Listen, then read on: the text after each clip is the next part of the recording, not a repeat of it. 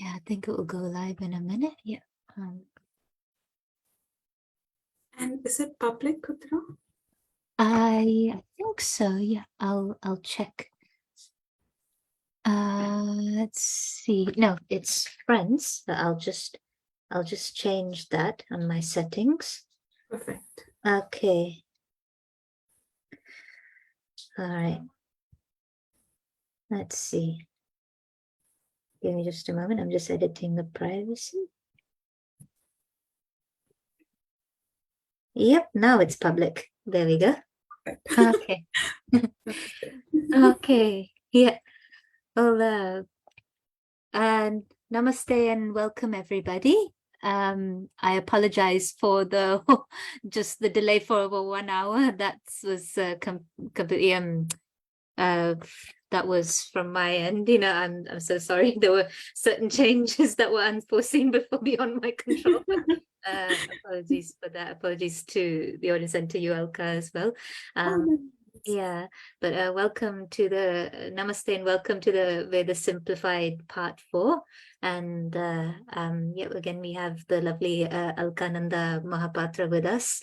And she'll take us through some slides that she didn't get to go through in the last one, but it all sounds really interesting. So really looking forward to hearing what you have to tell us.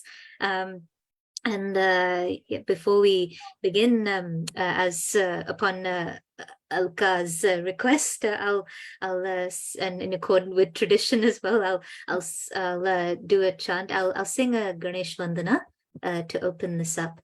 Okay. गाइए गणपति जगवंदन गाइए गणपति जगवंदन शंकर सुवन भवानी नंदन शंकर सुवन भवानी नंदन गाइए Ganpati जगवंदन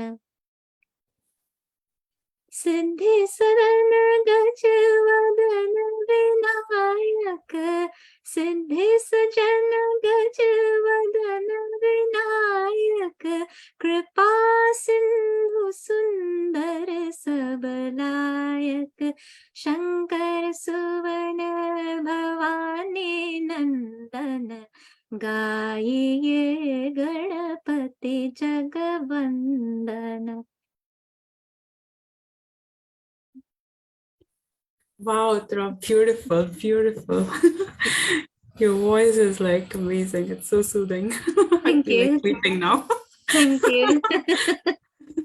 Yeah, thank you. Thank you, Alka. So, yeah, please go ahead.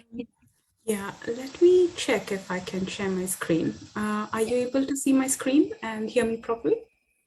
Yes, I can. Yeah. Okay. Namaste, everyone. Thanks, Uttara, for taking so much interest. Thanks to all my gurus. I know most of them don't know that they are my guru, but I religiously follow them for all the knowledge that they have on Vedas. So today we'll directly go to this slide, which is who am I? Let's start with this. If you have any questions, Uttara, just ask me or stop me in between. So I think with all of us, there will come a point in life where we will ask, who are we? Who am I? What am I? So Vedas have got answers to this. Vedas tell us that there are 3 bodies that each of us have. We have physical body, the subtle body, and the causal body. When we are awake, when a person is awake, they think that their physical body is what they are. And when a person is sleeping and in the dream state, they think that their subtle body, which is activated in the dream state, they think that their subtle body is what they are. But when a person is in deep sleep state, that is when there is no active dream state, only then the causal body is active. And that is what the person actually is.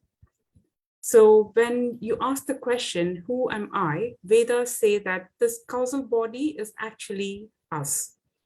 The subtle body and the physical body, they are all, they are like a simulation, or they're mic. Yeah. They exist, but they still do not exist.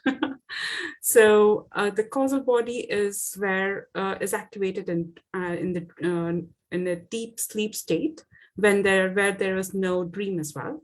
And in this state, our frequency matches exactly that of Brahman, the God. Yeah. But once we are awake or once we are dreaming again, the state is lost. So every one of us experience Paramananda, the ultimate bliss or ultimate happiness, when we are in a deep sleep state. And Vedas also say that on death, the subtle body and the causal body, along with the Jivatma, go to the next body, next physical body. So we have this concept of rebirth. Yeah. And the next body is chosen wherever the mind is at the last millisecond of death. So before death, whatever a person is thinking, person's mind is thinking, that's where the next birth will be. So for example, if I am thinking about, say, Uttara, and Uttara is supposed to be born in some other loka, then I would go into that loka as well. So it's all connected. So our mind, wherever it is at the last millisecond of the death, that is where our next birth will be. Is this concept clear, Uttara? Yes, this is. Yeah, thank you. It's yeah, I know that we've spoken about this before. It's very interesting. I think a question that pops into my mind is I know that you said that when we're in a deep sleep without dreaming, then we're one with Brahman. But then I know that there are some theories in terms of when we're dreaming. I'm not saying this is necessarily the case for every time you're dreaming, but I know that there are some theories in some talks I've attended, like those some by my own spiritual teacher and mentor. In some of her talks, she said that there are some theories that sometimes when you're sleeping, some of the dreams you may have, it could be because you may be traveling between different worlds, like your soul, or I mean, I'm not saying necessarily that every dream you have is necessarily because you're traveling. I know personally, I do think that perhaps some dreams are just a reflection of your subconscious, but at the same time, I wonder. I do admit I feel inclined to believe that sometimes you can end up traveling between worlds in your sleep when you're dreaming. Sure. So what are your thoughts on this, Alka? So, is there anything in the Vedas that talks about this? yes, Vedas talk a lot about subtle. So whenever we say about, the Vedic astrology, that is nothing but everything that is happening in subtle layer. So our dreams are directly connected to our, the planets or the grahas. We call it planets, but then actual term in Vedas is grahas, which is a little bit different than the planets. We see them as planets, but then they are grahas. So whatever is happening in the sky is in a subtle layer, and that's what is happening in our dreams. So, like sometimes in your dreams, you can get premonition of what is going to happen. And there have been, I don't know if you know about this prophet who was like a sleeping prophet. I forgot his name, so bad of me. But then he used to, predict a lot when people are sleeping in their dream state. And he used to connect to the Akashic records, which have like everything is going in parallel. So Vedas say that the concept of time is like your past, present, and future are happening simultaneously. There's no difference.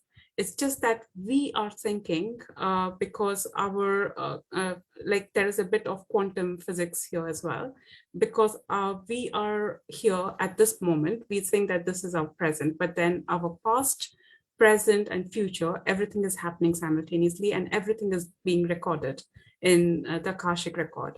And if a practitioner can, have the frequency attached to the Akashic records, they can download a lot of information that is going to either happen in the future or may have happened in the past as well.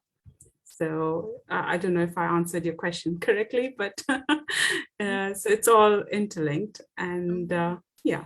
No, thank you. That's a really interesting answer. And yes, I know that I personally do. I remember that I did actually have one prophetic dream in my sleep, or maybe two. There was one.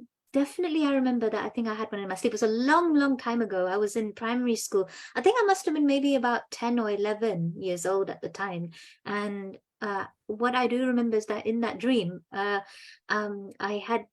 had dreamt that because in my primary school, outside the school building, there was a field where the children would play, and then there was a play structure that was built. So there were things like, you know, a slide, a climbing frame, and so in the dream I was climbing up some ropes that were part of that climbing frame, which was part of that play structure. And what I saw in the dream was that I had scratched in my right hand. I scraped my right hand over here, and I went to the school nurse to get it checked by her. And then and I think before I went to the school nurse, I just remembered that in the dream, another child who was in my school, she was a few years younger than me. She said that, oh, how did you get that scratch? And I said, oh, I think I scratched when it got scraped. I think there was some nail or something that was loose on the wooden frame of the climbing frame. And she said, ouch, in response in the dream. And I can't remember exactly how much time lapsed between that dream afterwards, but at some point after that, the events in the dream actually happened. And I remember that Wow. when that happened, I thought, oh my gosh, I think I've seen this in a dream in my sleep. And so that was one instance. And I know in terms of deja vu, in terms of, I know this isn't your sleep exactly, I know it's when you're awake, when something is happening and you feel that the sequence of events or certain things that are being said to you, things that are happening at that time, you think that this has happened before. I know that's happened to me quite often. It happened quite often in my childhood and my adolescence and perhaps early adulthood as well. So Yeah. yeah, it's just It, really, it's yeah. interesting that It's also connected. Like it will freak you out when you try to understand a little bit more about the dream states as well. I think Carl Jung, he has written a book on dreaming, what dreams actually mean. And there's I don't know if you know about Edgar Casey. He is yes, I've actually heard his the name. Yeah. Yeah, so he's a very interesting personality because he is like he made a living out of sleeping because he used to sleep Yeah. and dream, and he used to get all the information from the Akashic records. Yeah. There are a lot of information that if books are not there for you, Yeah. like the Vedas, like most of them are not in our hands, like for reading. But then a lot of information, because this is infinite birth information, you can actually channel yourself into those frequencies and get those information via meditation. So for example, when you're studying nakshatras, if you meditate upon one particular nakshatra for various days, what happens is like you channel those energies and you understand a lot. And it will be more than what you understand from reading books. It's crazy, but it really happens. Wow. I think So yeah. yeah, that's so fascinating. I know that I get why for people who aren't really familiar with these concepts, it will sound like it may sound all a bit too woo-woo out there for them, or will sound like the pseudoscientific. But I know that for myself, because of what I've personally experienced and what I've read and looked into, I think it's a combination of what I've read, what I've watched by myself out of my own interest, and also certain things I've experienced personally and seen that makes me think that yeah, it does make sense. And what you're saying about meditating on nakshatras as an example, and then you'll be able to understand a lot. I guess it makes sense then why, because when I was out of my own interest, and also partly thanks to you as well, what you were telling me about astrology, there's I can't remember the name. I think it's Krishananda. He's some gentleman who's from the US. I think he has dreadlocks. He has a YouTube channel. So I noticed that in his YouTube videos, when he was talking about concepts, like, say, I don't know, for example, there was a video when he was talking about Rahu in different nakshatras, so that, and at the beginning, before he would, like, in that video, for example, because he was talking about Rahu, he initiated that with a chant or a shlok, a mantra that was dedicated to Rahu, for to connect with the energies. So it's very interesting what you just said just now. So I think, and it also makes sense, that even with these lives, why we open them up with mantra, shloka, or vandana, it's to try to connect with that kind of energy, because I know that, because with Albert Einstein, I know when you talked about quantum physics, like, obviously, people know that they think of people like Einstein or other physicists who came up with ideas with quantum physics, and so say that everything is energy, even mass. There's energy. When you look, I don't know, if you use a really powerful a powerful microscope to if you really look so closely at the closest level, everything is energy. Or they talk about the what is it called? I've forgotten now. I think it's photon in a double slit. There's that concept. So then when you think about it, it actually kind of makes sense. You're and after all, with the human eye can only perceive so much with their senses, like their eyes or their sight, or their hearing. Whereas animals, for example, they various creatures like sea creatures or dogs and cats, horses, they're able to sense when an earthquake is coming, or they're able to able to sense ghosts and spirits. At least dogs can, and cats apparently. I was saying God, that was the opposite, the inversion of the word dog. I think that's why I said God. So it's just really so interesting. So thank you for the answer. And also with quantum physics, where you're saying that the past, present, and future, like, they're all there simultaneously. I know there are some people who do meditations for trying to connect with your past self or your future self, or with things like Reiki, you can heal the past, or you can heal the future as well, the present. So it's just all really very interesting, so thank you. Vedas also say that there is a lot of power in the now. So if you just forget about your past, or you don't think about your future, and you focus all your energy onto the now, and you don't think anything in that now, like you are in the same deep state, even if you're awake, that's the meditation that one should achieve. And when one does that, what happens is you channel so much of energy, like you understand everything so easily if you meditate upon that concept. So you shouldn't be thinking about anything. And your energy, like your mental state, should be equivalent to the deep sleep state. That's when you experience like the highest level of happiness. Your energy, your frequency is similar to Brahman energy. So that's the meditation state that one should try to achieve. It's very difficult. It's very easy to say, but it's quite difficult to achieve. Oh yes. I mean, it's really interesting that it is difficult. I mean, even when you look at the stories about saints, philosophers, or rishis, for example, that we hear stories from our epics about rishis or munis who tried to, like, I don't know, say for example there was Vishwamitra, who became one of the Saptarishis. His journey from being a king to becoming a Saptarishi, that was a really long and difficult one. Because he had many obstacles within himself, mainly because I think that he, according to the stories, his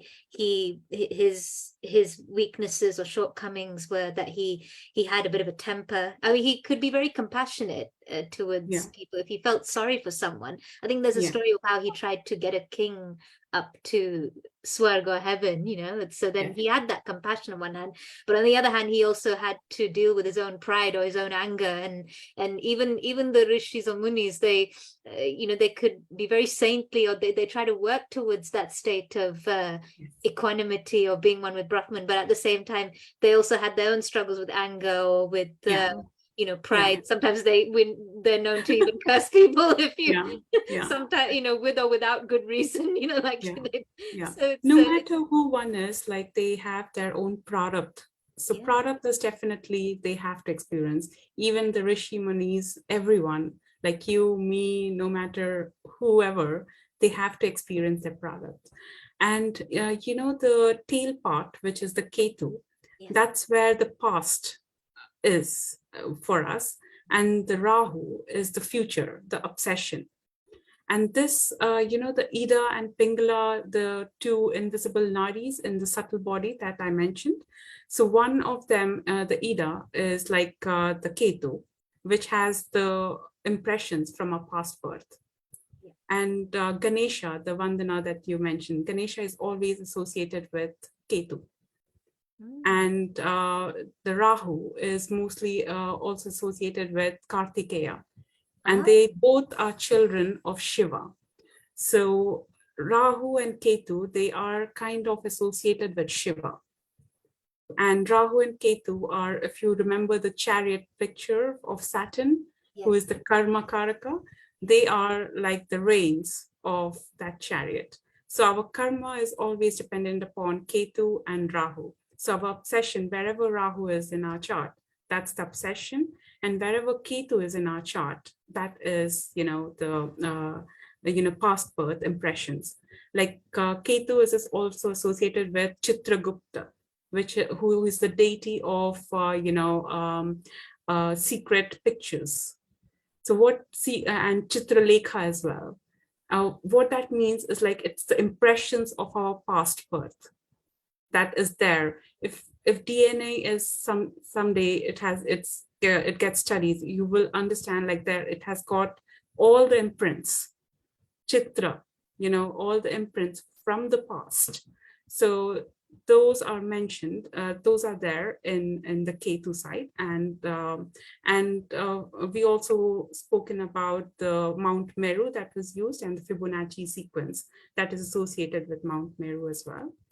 And we had also discussed about the causal layer, where everything happens in dual. Soma, for every Soma, there is an Agni, where every feminine, there is a masculine energy. So everything splits into two.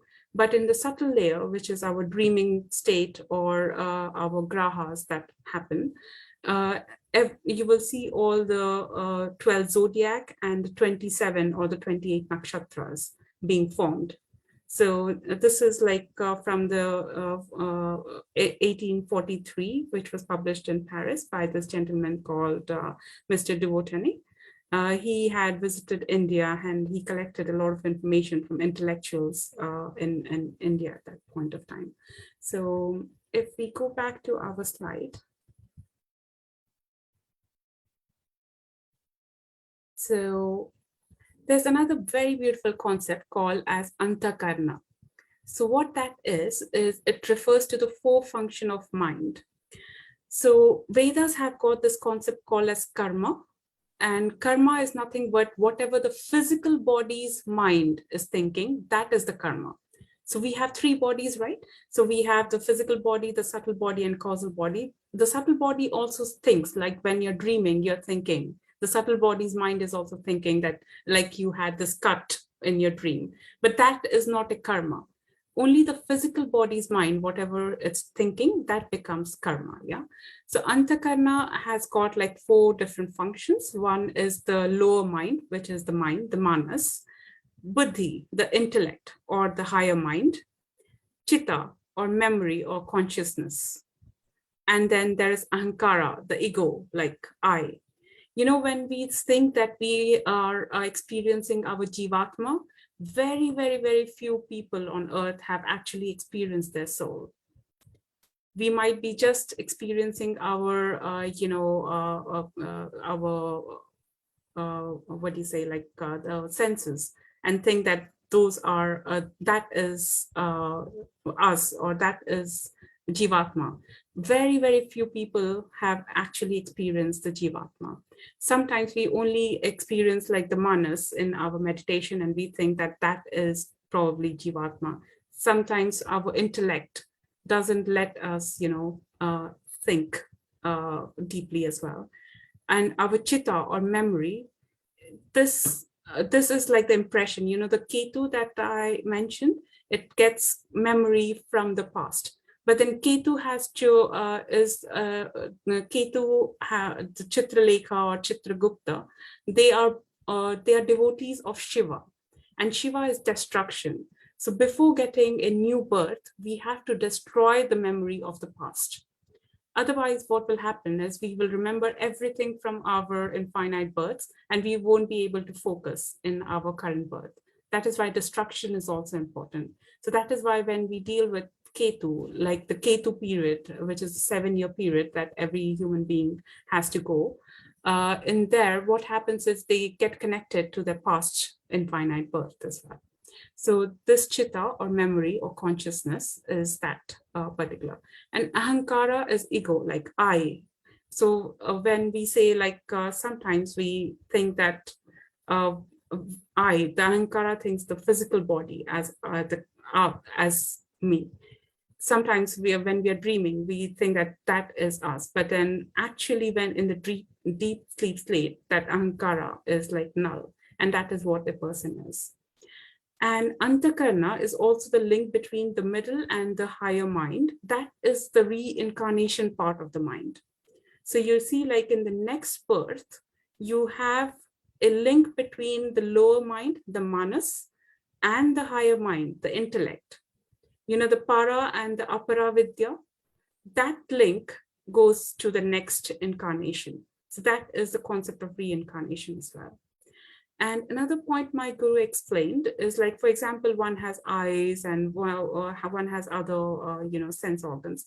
But then if the mind doesn't want to see that, it won't show it.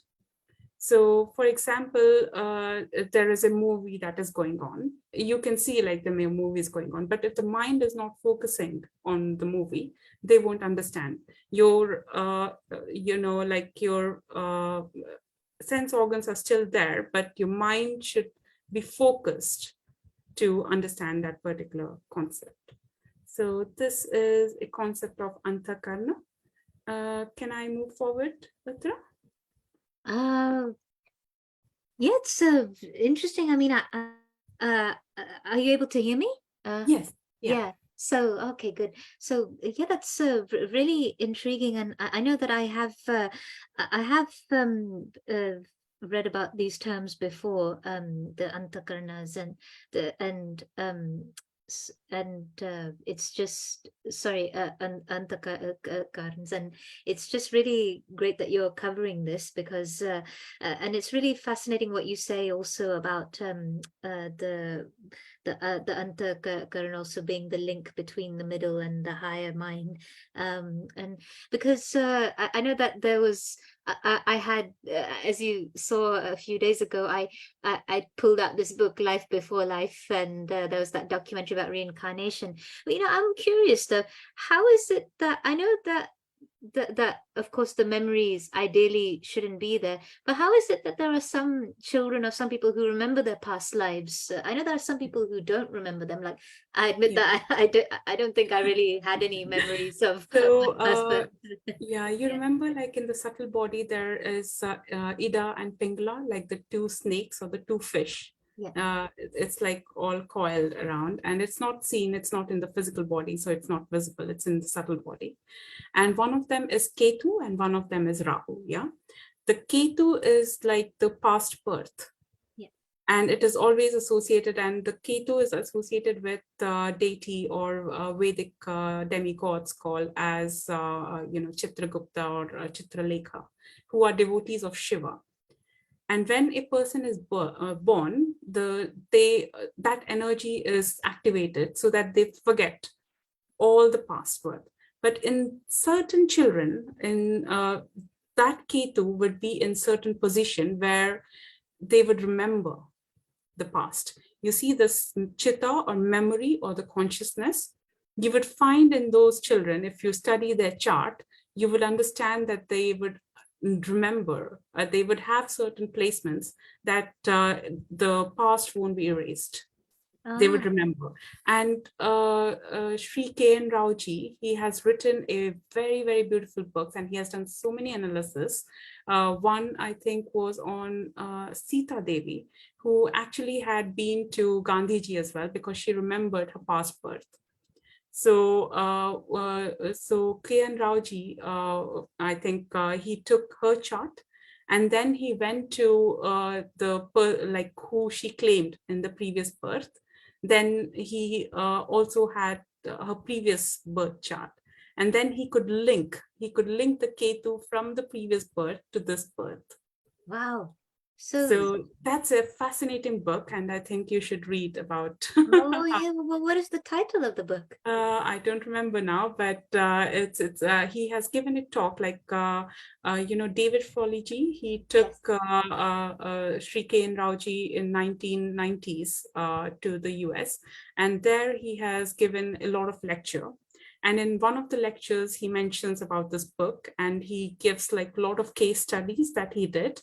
And he has mentioned in the book about how these people remember their past birth. And Ketu, which is like the past births, it has to be in certain position. Only then you will remember. Just out of curiosity, I mean, do you have an idea of what certain examples of those positions could be? No. Oh, that's okay. No. Don't worry.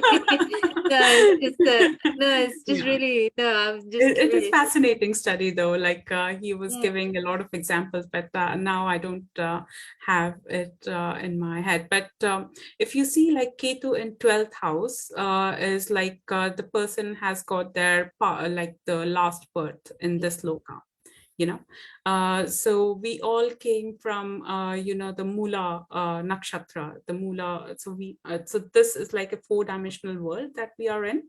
So Vedas have got these concept of infinite dimensions, like there is 1 dimension, 2 dimension, 3 dimension, 4. So currently we are in the 4-dimensional world, and we have been pulled from a mula, or the black hole, which around which the entire solar system and all the stars revolve. And NASA has confirmed that I don't know if this is, I have a picture of it here, but you see this.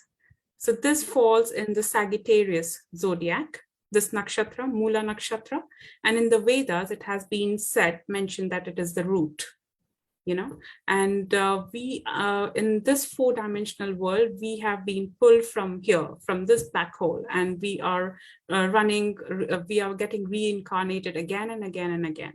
But if the Ketu is in the 12th house, in those people chart, they are either going to lower lokas or lower dimensions, or they are going to higher dimensions. So it varies. So this is where it gets a little bit more complicated.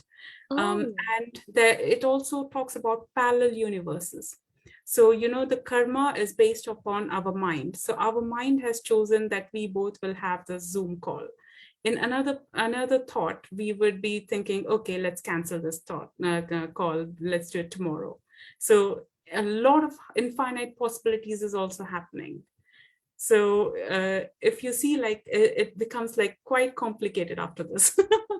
Oh yeah, I know So, that I know there have been talks that I've attended where people say that if you think about an alternate possibility, then that kind of creates another universe, and it's kind of a bit of a bit quite mind-blowing actually, in that there are multiple parallel universes depending on what choices you make, or what choices that you've thought of making but you didn't make, or something. And that's just really quite fascinating. So I know that with Rahu, I know that's what your obsession is, and I know I've heard from some sources that say Ketu, it talks about your past or whatever you mastered, but you've sort of been and done something, depending on what house it's in. And then with the, oh sorry, yeah, I think that's doorbell. Right. So Yeah. Oh, what was I going to say? I lost my train of thought. Yeah. Yeah. Whereas with Rahu, I know it's an obsession, but I know some people say that whatever house it's in or whatever nakshatra it's in, it's something that you haven't developed or that you're going to learn to develop. But Mm. although I know it has multiple meanings, from what I've read, I know you know a lot as well. You're so knowledgeable, that it could mean so many things, like things that are foreign or that are Yeah. sort of that are new for you. It could be the internet or Yeah. and but a question that I had was that I know maybe it's not directly related to the chitta, but I know in terms of the antakarnas, the antakarans. So Mhm. you have I know Ketu is, it gives you detachment from a place that, I don't know, say I don't mind talking about the example of my chart. So then I know that Ketu is in Ashlesha in my 10th house. So Mhm. then but then I know you said that the dispositor of Ketu, which is the moon, which is the lord of the 10th house, which is Cancer in my case, it's in my Mhm. 8th house, and my moon is in Mrigshira, the nakshatra. So then, in terms of reincarnation, would you be able, is there sort of like a link, in terms of, the mind, or, what it's in, or in terms of like what your purposes or your prarabdha or what you're supposed to achieve in this lifetime? Like, I'm sorry So if, I hope my question isn't confusing for no, you. no, It's no, no, just that, it's not confusing. I yeah, think, yeah, but it might be not understandable to others. But let's do yeah. it. It's a And very whereas beautiful Rahu question, in my actually. fourth house, it's in Yes. Shravan as well. I know you talked to me Yeah. about it. I don't mind So, you talking about the example. so you So see, yeah. like the Mula chakra, Mula nakshatra, which is there. It is the lord of Mula nakshatra is Ketu. You see, so because we are leaving something from the past, Ketu is always the past. So similarly, wherever Ketu is in your chart, for example, it's in your 10th house and it's in the nakshatra Ashilesha, but Ashilesha's has got its deity. The deity planet for Ashilesha is Mercury. It's not moon. Yeah. So you have to see where Mercury is there, because dispositor is different. Dispositor is of the zodiac. Nakshatra has got a different planet. So you have to consider both of them together. Ah, yes. So I know that Mercury in my case, it's retrograde and it's in my third house, and I think it's in Purvashada, that nakshatra. Purvashada. Yeah. So you have to understand what Mercury in Purvashada is also doing for you. And retrograde is like, even though it's in your third house, it will appear as if it's also giving you the result of your retrograde, which is your second house results as well. So Ketu in your 10th house means that in your previous birth, you had worked really hard. You know everything about your work life. So in this birth, even though mentally or subconsciously you're a little bit detached from your work, but if you are put into any work situation, you are able to do it because you have mastered that in your past birth. Ah. Yeah, but there will be a certain amount of detachment because Rahu is like the knife, like that is what your product, you will want to do a new thing in your life, which is in your fourth house, which is the how, like you want a big house, you want to stay there, you want to work from home, you want to create different things. So you have to see what sort of dispositor of Rahu for that, and what nakshatra is Rahu in, and what is the planet of that nakshatra as well. Oh, so I know Rahu in So my case is it's in the Shravan nakshatra. So Shravan nakshatra, yeah. but it is, I think it is in the Abhijit part. So Uttarashada, last part, and Yeah. Shravana's initial parts. It's called the Abhijit nakshatra. We will discuss Abhijit nakshatra in the next Hmm. slides. I'm, Not today, but I, it's a I'm, beautiful nakshatra. I'm curious now. I think let me pull up my chart and see exactly which. Well, no, sorry, I don't want to digress or anything, but I'm just curious, and I think maybe it might also help give a bit of a understanding for people who are curious. Let me see. Here it is. So Rahu in my chart, it's in. Ooh. It's in Let's see. Shravana Nakshatra. Yeah, it's So in Shravana maybe, Nakshatra, Pada 4. It's in the fourth Pada of Shravan. Yeah. yeah. So you have to understand like what the degree, maybe it's in the Abhijit Nakshatra, because if it's in the initial stages, then you have to tell me the degrees as well, Yeah, you know. yeah, the degrees. Yeah, I think, yeah, I can tell you what the degree is. Rahu is 22:58. Of Shravana? Yeah, Shravana. Yeah. Okay, so it's not in Abhijit, it's in Shravana. But even Shravana Nakshatra is quite important. It's important because it has the capability of, you know, attracting a lot of collective consciousness. And Ah, Rahu is something foreign oriented, or some famous people as well. And Rahu, I think it's conjunct with Venus in your yeah, chart, which it means is. like Yes. there will be a lot of foreign women, or a lot of, you know, women that are foreign to you, would be like you would be able to collect them as consciousness. So that Yeah. is your product, or that is what you have chosen in this birth. But in your Ah, previous birth, yeah. you were Ashlesha Ketu. Ashlesha is like it is a serpent, and Ashlesha is also you know, healing. It has got a lot of healing power as well. So maybe in the previous birth you were like a doctor who used to go into various, you know, far off places, treat people, and then come back home. But you must have not given enough you know, time to your family. Mm. because you were always away working. Like Ashlesha means like, you know, work as well, like not work, but healing. Mm. It's associated with, you know, the Jari Booty for Lakshmana. When Lakshmana dies, I think he is given, you know, a Jari Booty to, you know, get back his life as well.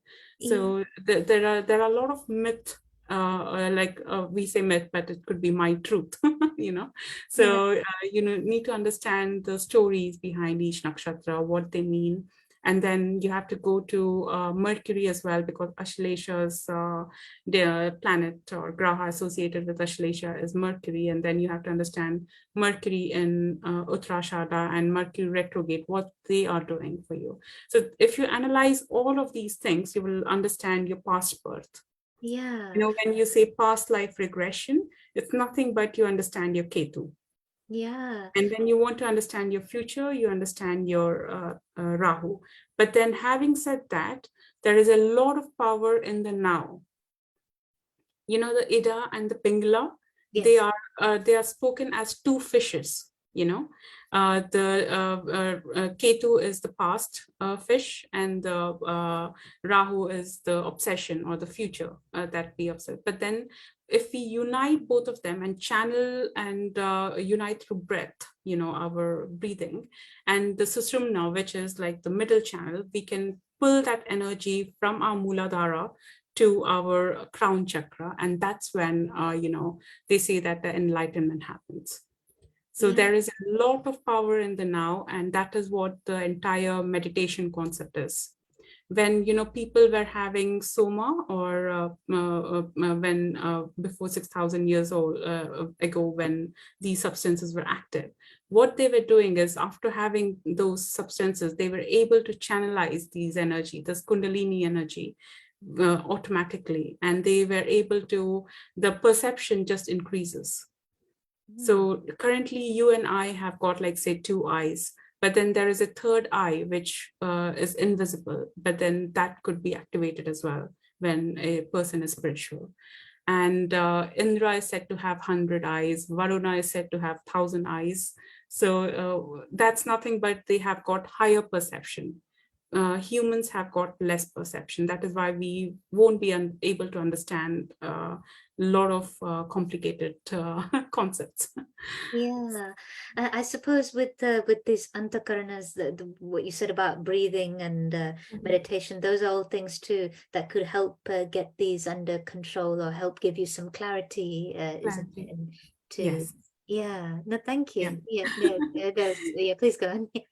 Yeah, so there is another analogy. I think this is in Bhagavad Gita as well, like where all the horses are, there's a chariot, all the horses are nothing but the senses, like the sight, the hearing, taste, touch, and smell. The rein is the mind. Um, and then the passenger in here is the soul or the jivatma. The chariot is the body, and Krishna, the charioteer, is like the intellect, our buddhi, the antakarna concept where we say intellect.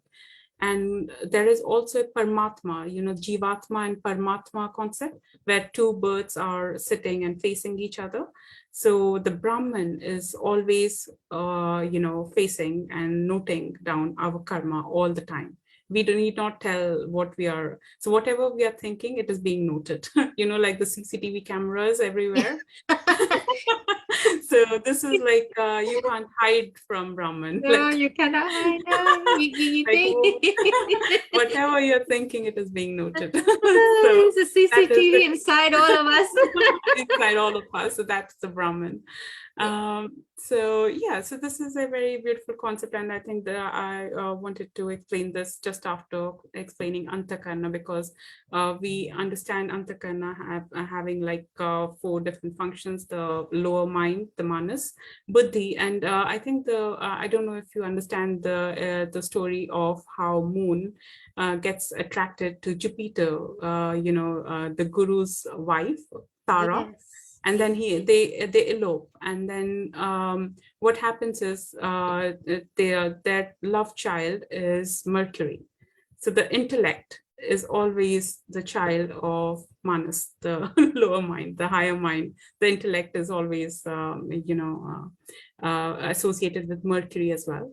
The chitta or the memory is associated with Ketu, and ahankara, like I, is like say Rahu says that, okay, I am like it makes you forget. It makes it so there are three things that are eternal and are indestructible. That's what Vedas say. One is Brahman, which is the ultimate reality, the Jivatma, the Jeev, and the third is Maya. So whenever a jeev it gets deviated from Brahman, what happens is this Maya gets associated with that. So that is why we forget like what we are, who am I, like only when either we are distressed or in certain other scenarios, that's when we question and then we try to understand these concepts. Well, thank you. And it's really interesting that you've talked about the associations between those four antakarans and the four grahas, that the if I understand correctly, buddhi is connected with Jupiter or Guru and Manas, so the lower mind of the is Yeah. with the Mercury or Bud, isn't it? Oh, I hope Yeah, so buddhi is connected, the intellect is always the Mercury, the sorry, Buddhi is manas, Mercury. Yeah. mind is the moon, One is the moon. chitta, memory, the Ketu is Chitra. always like because Ketu is associated with Chitragupta and Chitralekha, which Yeah. are nothing but, impressions, like pictorial impressions that we get from our past birth. Yeah. And ahamkara is like ego. Okay, like I am, my physical body is me. That's Yeah. what Maya lets you think for a very, very long time, unless Yeah. So, life strucks and then you yeah. realize, okay. It's it's interesting, yeah, Yeah. because I know that when I guess the higher purpose of Jyotish or astrology is I guess to understand yourself, I think quite well, isn't it? And I mean, just a small question is well, since you've talked about the association between these Mhm. four parts or these four antakarans and various planets, so if you were to look at your chart, say, and where the placements of the planets are, like this Rahu and Mercury or Mhm. Buddha and the the moon, and Ketu, then would give you an idea of where those things are placed or what your yes, prarabdha is. And I know Rahu is technically, it's an area that you want to develop or your soul has chosen to develop, but at the same time, I guess it's kind of like a double-edged sword that you have to be careful not to get very careful. not to let your ahankar side take Yes. over. And that's Yeah. interesting. Yeah, Thank and you. also Jivatma, the two birds that are looking at each other. Yeah. So Jeev is nothing but Jupiter. Jeev is You know, Jupiter. yeah, I was thinking, I had yeah. that question in my mind. What would So Jupiter Guru be connected with? Oh, yeah, so so Jiva the is, guru's wife Tara yeah. is who will operate the moon, the mind. Yeah. So the story will slowly start making sense. And Ah, sun yeah. is nothing but the soul, the Paramatma, the other bird that is looking, the Brahman. Yeah. Sun is like the Paramatma. Jivatma is like the Jeev. Yeah. Yeah. Yeah. And Rahu, Ketu, you understand from these concepts, and which other planets are left. Yeah. So just Saturn is once, our karma, yeah. so he So carries all the karma. yeah. So one small question I have is about Guru or Jupiter. You said that's the Jivatma. So if say you were looking at your own chart and wherever Jupiter is placed, would that technically tell you about what area of your life you can focus on in order to connect with the nature of your Jivatma or Yes, yeah, something? definitely, definitely. So Ah, whenever you understand where Jupiter is, and there is something called as Nadi Jyotish as well. There are various streams of astrology, Vedic astrology. yeah. One of them is Nadi astrology. You understand, like you don't have to understand dispositor or anything. Like 4 places from Jupiter will mean something. 3 places from Jupiter will mean something. For example, if somebody is like a Cancer ascendant, and if their sixth lord is Jupiter and it's placed in, say, eighth house, so it's like 3 places apart, that would mean something like, for example, they would be interested in somebody else's wife. Oh, So God. they would be lost. So there are a lot of meanings, when you try to understand these concepts. But it's quite fascinating, and there is another deeper layer of this as well. How these all, how they are going into various nakshatras. Bharani is where it's like the uterus. So when a planet goes through Bharani, how it is getting extracted as a human, like a lady's, uterus. So there are various concepts, and also Aries, where Bharani Nakshatra is. It is also associated with, horses, and Ashwini, like Ashwini Nakshatra. So there are various concepts, like we will slowly see. Not in this one, it will get a little bit Oh more yeah, get a bit complicated. too information overload, a bit too Overload. complex. Although it's so interesting, it's Yes, really it is very fascinating. interesting when you start to understand, because that is why Vedic astrology is said to be, eyes of the Vedas. It will help you understand Vedas very, very, beautifully. Yeah, absolutely. Of Because then because I know that it's quite pop for people who look into Jyotish astrology, and I know that despite it being termed a pseudoscience, it's still quite popular, and people seem to be having a growing interest in it, not just people of India, but also people of various other countries and cultures. They're getting interested. I know when people seem to look into it for various reasons, like some they like to have future predictions, or some may want to reduce the if negative effects of whatever planetary placements, but I know that and I know it's I know it may sound difficult to hear for some people, but how there are some thinkers who say that actually the purpose of it is really to kind of understand yourself and to understand whatever prarabdha you have. And it's yes, interesting that you say that you can't really avoid your prarabdha karma even if you do certain things, like, I don't know, wearing gemstones or doing certain pujas or rituals for Well, you can, like, if you do a lot of tapasya, a lot of things, like you can, but then in your next birth, the prarabdha will be doubled, like it will come as a retrograde. Oh wow, really? Whoa. So does that mean that even people who try to do tapasya or they do some sort of meditation, Yeah, it will just go to it. So this balance sheet of karma, it is non-negotiable. non-negotiable, you cannot escape it. You You cannot. are standing dead. You can No delay it matter who using you various are, methods. yeah, you can delay it. So there is a concept called as you just let it happen. For example, I think I also told you before, like, for example, a woman is product is like she would be having like 3 marriages, for example. So what you just let that happen. You marry like 2 trees, people marry. So when they see their chart, they have still married 3 times, but then the first 2 times they haven't married humans. They have married a tree or a stone or different thing. Yeah. So that is the upaya. So upaya means like what you can do. Like that is what your chart will show you. Like, for example, something is about to happen. You just let it happen, but in a very, you can use your intellect, your buddhi, to make sure like it happens, but it doesn't hurt you. There's a loophole. There is a loophole, yeah. Loophole.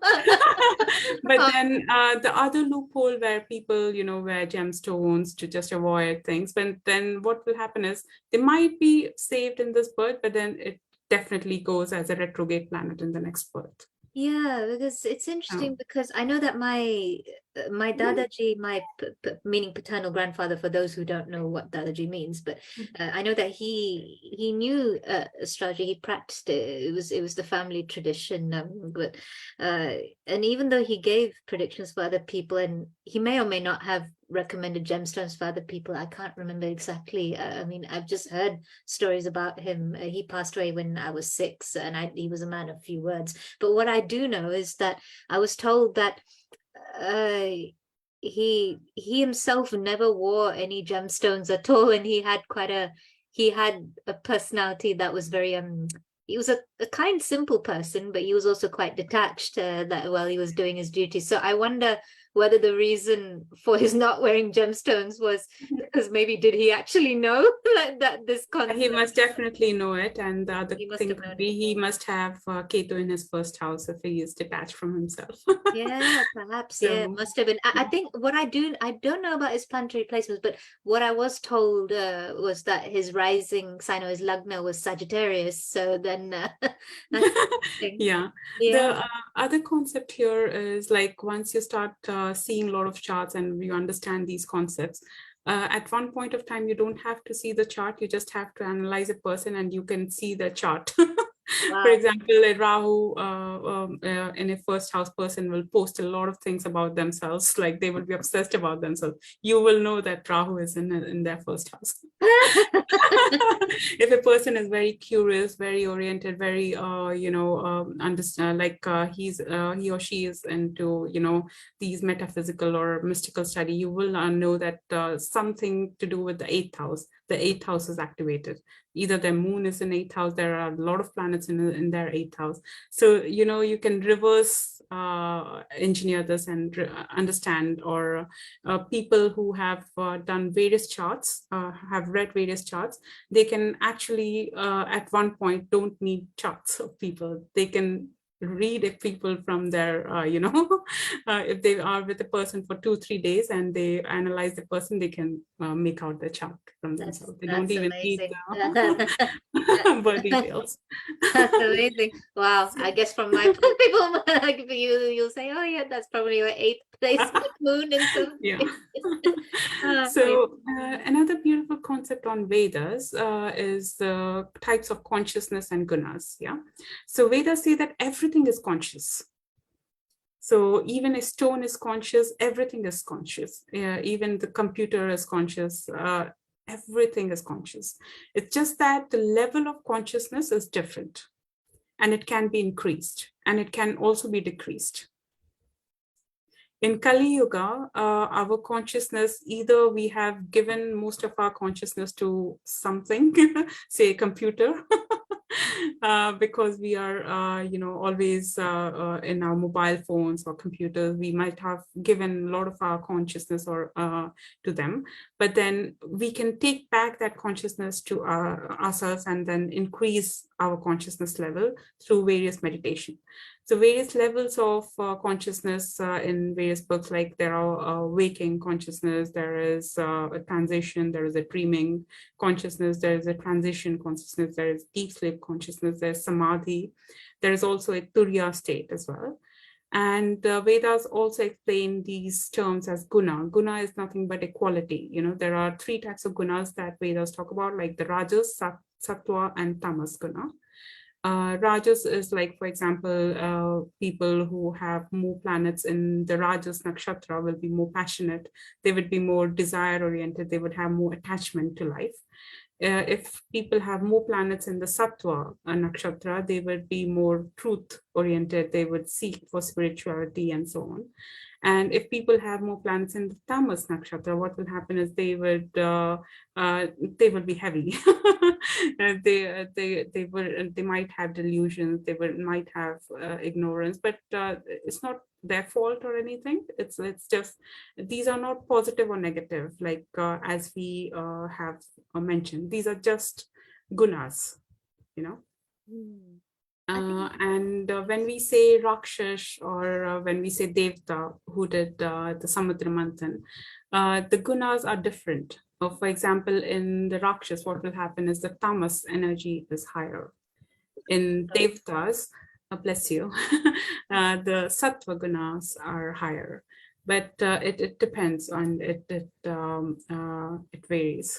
So I just wanted to explain a little bit about everything is conscious and everything has got gunas as well. Oh, thank you. That's really informative and interesting as well. And it's also fascinating. You talk about how we give a lot of consciousness to technology and mobile phones and devices. Even though I know, funnily enough, we're using technology here, but I think we're trying to focus on the Vedas and the higher teachings. There are positive things that we can do with even AI. There is a lot of positivity can be extracted, but it has to be consciously done. So. I do admit that as far as AI is concerned, artificial intelligence, I have some fears and doubts, but I know it's a controversial or debatable subject. I know people will have different opinions about it, but I hope you're right that there are some good uses of it. I feel a bit scared of the idea of I think one of the conspiracy theories was like, in 2012, everyone was saying that there will be a doomsday or whatever. Then what happened is like the physical body didn't die. What happened is like a lot of people gave their consciousness to mobile phones and so our consciousness was snatched. Yes, so that is the doomsday. That was the advent of the smartphones, or when they started coming in. I think I remember. I think that my first mobile phone, funnily enough, my first smartphone, I had it in 2012, and I remember that because my first smartphone was snatched from me. But I know that's a different story. So that's how I remember that was in 2012. So I mean, I felt myself as well, because when internet came in the beginning, like I used to post everything, like all the pictures, and I used to think that is me, like my ahankara was like associated with the pictures and what I used to portray. But then reality might be a little bit different, or it's for everyone, like whatever. So the concept of Maya is so fascinating as well. Maya can be used positively, Maya can be used negatively as well. So this entire social media, it's mic, you see. So it can be used like in a positive sense, like for example, the things that we are doing now are talking about Vedas. It is a positive use of Maya. And there could be a negative use of Maya where we are seeing, pictures, glamorous pictures of other people's life, and we are thinking everything is positive and or green in their life, but then actual reality will be different. So that is what Maya does. Of course, or anything what some people would call low vibrational, like things that kind of pull down your consciousness or pull you down Yes. into things like hate or depression or Depression, anger, yeah. or things that make you forget, like the oneness that we share with each other. That's Exactly. yeah, and also it's interesting that you mentioned that these gunas, like they're neither good nor bad. It's a really nice, I think it's a really nice concept because it acknowledges that there's the sort of, like, in terms of light and dark, I guess that's kind of parallel with sattva and tamas, although there's also rajas, which is somewhere in between. In between. And yeah, Yes. which is, it's interesting, but at the same time it's not judgmental, because even in the Bhagavad Gita, like I know that the Bhagavad Gita isn't exactly the Vedas, but although I know it probably refers to Vedic concepts, but even in there, even though some may argue that it promotes war and killing, but actually, like, even though Krishna tells Arjun that he has to fight his relatives for the sake of dharma, he may even unfortunately have to kill them, but then but at the same time he doesn't, it doesn't condemn or promote hatred. It just says that, oh, well, you're not, when you kill them, that it's just their physical bodies that are dying, the atma is eternal. And also he talks about the three gunas, like sattva, rajas, and tamas, and how one should transcend them in order to realize Brahman. But nowhere is there any sort of judgment, or in fact he also talks about the ideal qualities, which include compassion and things like for forgiveness and swadhyaya, which is looking at the scriptures, which is kind of what we're doing. So and it's interesting, the point that you say that your planetary placements can tell you about what gunas are more prevalent in you. But I'm just curious, just a small question, is that sattva would be equivalent to dev gana, and tamas would be equivalent to rakshas? Manushya. No, Manushya. Tamas is Rakshas, yes, and Rajas is Manas. Rajas is Manushya. Because because I know that with the nakshatras, it's interesting that I mean, I don't know as much as you do, but I'm just starting to learn that each nakshatra has it could be one of these three ganas or gunas. So that's just really interesting. So then I know of course with nakshatras they say that your moon's placement is important, but you say that also your other placements of your other grahas moon is just for the mind. But then you have to see there is other concepts like Jivatma, so you have to see Jupiter. So your karma, you have to see your Saturn. So planets are important. So basically all the other grahas or upagrahas, they're all important, like their placements to give you an overall idea of yourself. And you cannot just think that sattva is good, like why have rajas and why have tamas. For example, if there is no rajas, if there is no passion, no desire, there won't be any progeny. For humanity to continue, there needs to be passion, there needs to be love. So there are a lot of deities, like for example Lajja Gauri or various feminine deities that are association of this kind of energy, like they are very passion oriented. Even Soma was being used or is associated with say goddess Aditi, which is who is like passionate. And so these energies are also important, and also tamas, like certain kind of darkness is also important, otherwise you'll never try to understand Brahman. Say for example you're always in bliss, you'll forget to understand Brahman. So that is why only 4 type of people can understand Brahman. One is like if you don't have these obstructions in your life. For example, this decade, when COVID started, spiritually what it meant was like people had to elevate their consciousness. The consciousness that we have given to say different mobiles and everything, our consciousness had to uplift. But then for that upliftment, it can happen only in 4 ways. One is through distress. So that is why COVID happened. The entire world became like distress. And if you notice, people have actually, the consciousness level is increasing. People are looking for truth. People are looking for, what's been happening.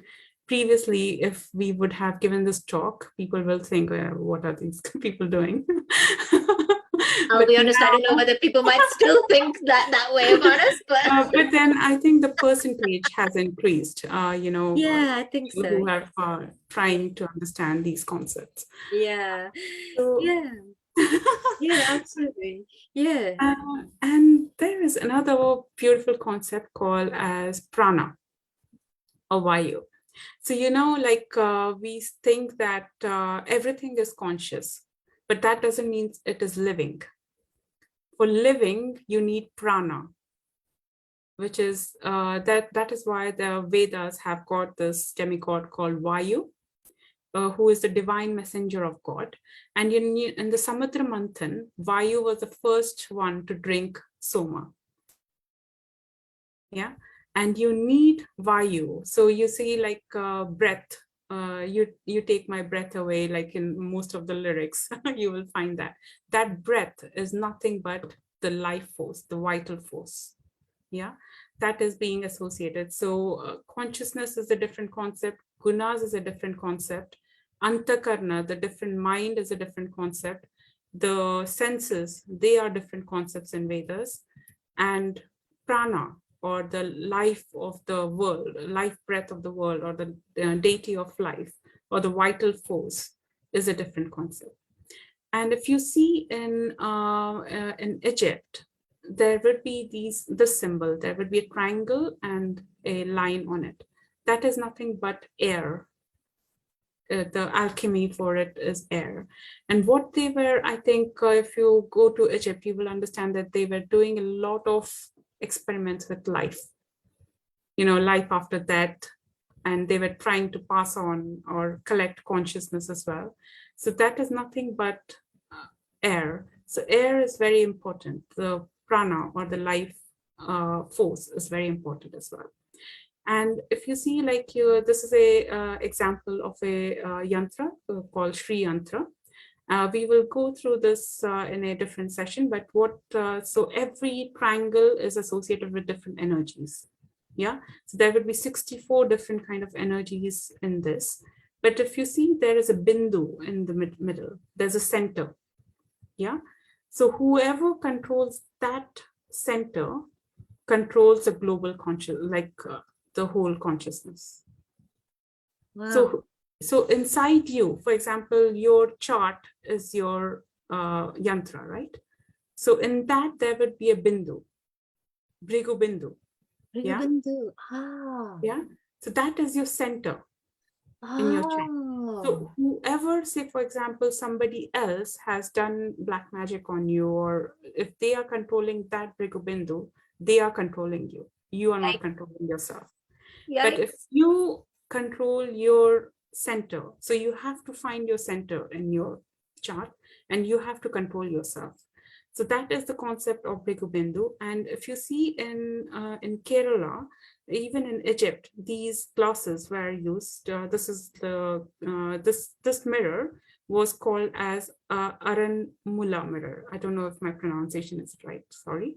But then British Museum has got a mirror like this as well. This is a very, very ancient mirror. It is not made up of glass. It is made up of tin and iron. Yeah. And the use of this glass was, it used to help collect all these collective consciousness. If, for example, a temple was formed, various collective consciousness, various energies were pulled into different channels, but the center, if this glass was pointed to the center, people were able to see the past, see the future, predict as well. So that's the concept. If you see subconsciously, people have experiments called as looking glass, even today. So this is like, you can Google this. There is a project called Project Looking Glass. This is, I think, from the US military. where they do this experiments to understand the future. And also, oops, if you see, there is a concept called as Global Consciousness Project. What happens is, whatever you post in social media, I post in social media, everyone, like not only social media, everywhere, all of that is collected in this particular database, Global Consciousness Project database. An algorithm is run. Most likely it is a Fibonacci fractal, and that would give you results, and that would predict different scenarios. Either war is happening, either climate change is happening, an earthquake is predicted, because it's all based on your mind, the collective consciousness. Yeah, so it can all be calculated. So all these are Vedic concepts, and they are still being used in actual reality. And this person, I don't know if you can see here, what's his name? He's a very Roger D. Nelson. You have to read about him. He is fascinating, and whatever experiments he has done, most of them are quite controversial. But then he has done quite a bit, and there is a concept called a random event generator. What that means is an event can be generated by collecting. So, when Facebook asks what's on your mind, it's not like giving. So it's just collecting all information, then everything is being poured into Global Consciousness Project, and then it can predict the future. So probably we don't know enough about our ancient technologies, but most likely even they were tools to collect all these global consciousness. And then whoever controls the center controls everyone. For example, like there are various leaders in various countries, say, but whoever is controlling those leaders, that center is actual controller. You see, that's the concept where it is coming from. Oh my, we're we're going into some fascinating but kind of a territory which can sound a bit spooky, Oh my gosh, I'm just really mind blown. So I'll try not to make my questions too long, but wow, I think all kinds of thoughts are. So one question is that I know you talked about this mirror that this made of tin and iron. I think you said that it would collect consciousness apparently, or no, consciousness is collected in different yantras, yeah, but then it is being pointed to the center. Pointed to the center. Oh So my it is a looking glass. looking glass. So yeah. the glass can look and it can predict the future. So the stuff that we see in the movies, like about I don't know, Snow White, like Snow White is like mirror, mirror on the wall, exactly. who So is the fairest of them all? It's that, and I know that this we're probably going to sound like a bunch of crazy people to those who don't, but subconsciously that's where it is all coming from. Oh my! You have to Google Project Looking Glass as well. Project Looking Glass. So Project Looking Glass and the other one that the Global Consciousness Project. Consciousness Project. Roger D. Nelson. Roger D. Nelson. So are these all projects that are currently still running, that they're still going on? These are still going on. Yeah. Whoa. Whoa. And also this thing about Bhrigu Bindu, that being the center of your yantra, which is in your chart. So I don't know, say for example me, like I know my Bhrigu Bindu, it's in Revati, which is in my 6th house. So then that is the center of my chart's yantra. So 6th house can be various things. Like, for example, it could be your work, it could be your enemies as well, it could be your health. So various things, and also pets.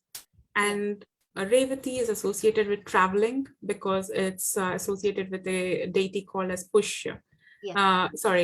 Pushan, who is a Vedic deity of traveling. Pushan is like the shepherd, like various contemporary religions, like a lot of them, like even Krishna was like he had a herd with himself. So all of these are connected. So they are, so there is a lot of traveling happening. And there is also a story of how Revati, with his father, they go to a different loka to ask for who is the best suitable groom for the daughter. But then when they come back, millions of yugas have passed out because of, the quantum difference. So there's a time dilation happening. So you might be thinking in a perspective of a different yuga, but then the current yuga is Kali Yuga. So there might be Yeah, time dilation. that's something that I can resonate with. People Yeah. must be thinking, people might be looking at my post and I was thinking, is she an alien or something? Like, what kind of mindset does she have? She's not relevant for this time. I don't know. So yeah, so all of these are quite connected, but then you need to have a little bit of say imagination as well as understanding, and your eighth house needs to be really strong to actually understand these things. Otherwise, it will just appear to I know be for me, my moon is complete in my eighth nonsense. house in Rigshira, and I know that Yes. we've talked about this. That think that that yeah, there is potential there, but I'd have to that for me that meditation would be very important. The eighth house is a very mystical house, and you can get Right. to know a lot of things about secret knowledge or higher knowledge, occult knowledge. But at the same time, it's the downside is that there are so many ups and downs. Then there's sudden gains, sudden losses.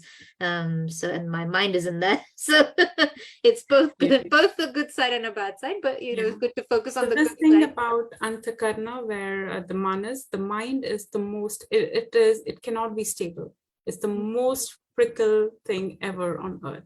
Oh boy. We think there. So I think even in Bhagavad Gita, like Arjun's question is like, how do I stabilize my mind? It's always going here haywire. Yeah, he said You cannot do abhyasena, anything. Yeah. abhyasena, like Abhyas, like there needs to abhyas, be yeah, a lot of practice, by and practice. you have to surrender to God, and you have to give your mind to God. So there are Yes. three things as per Vedas. One is Brahman, Yeah. Jeev, and Maya. So Jeev's mind, it can go only two ways, because there are only two ways. One is Brahman and one is Maya.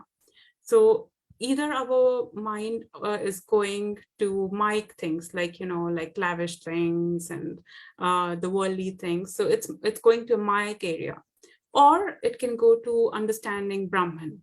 There's no other third category that it can go, because there is no other category. There is only these three: Jeev, Brahman, and Maya.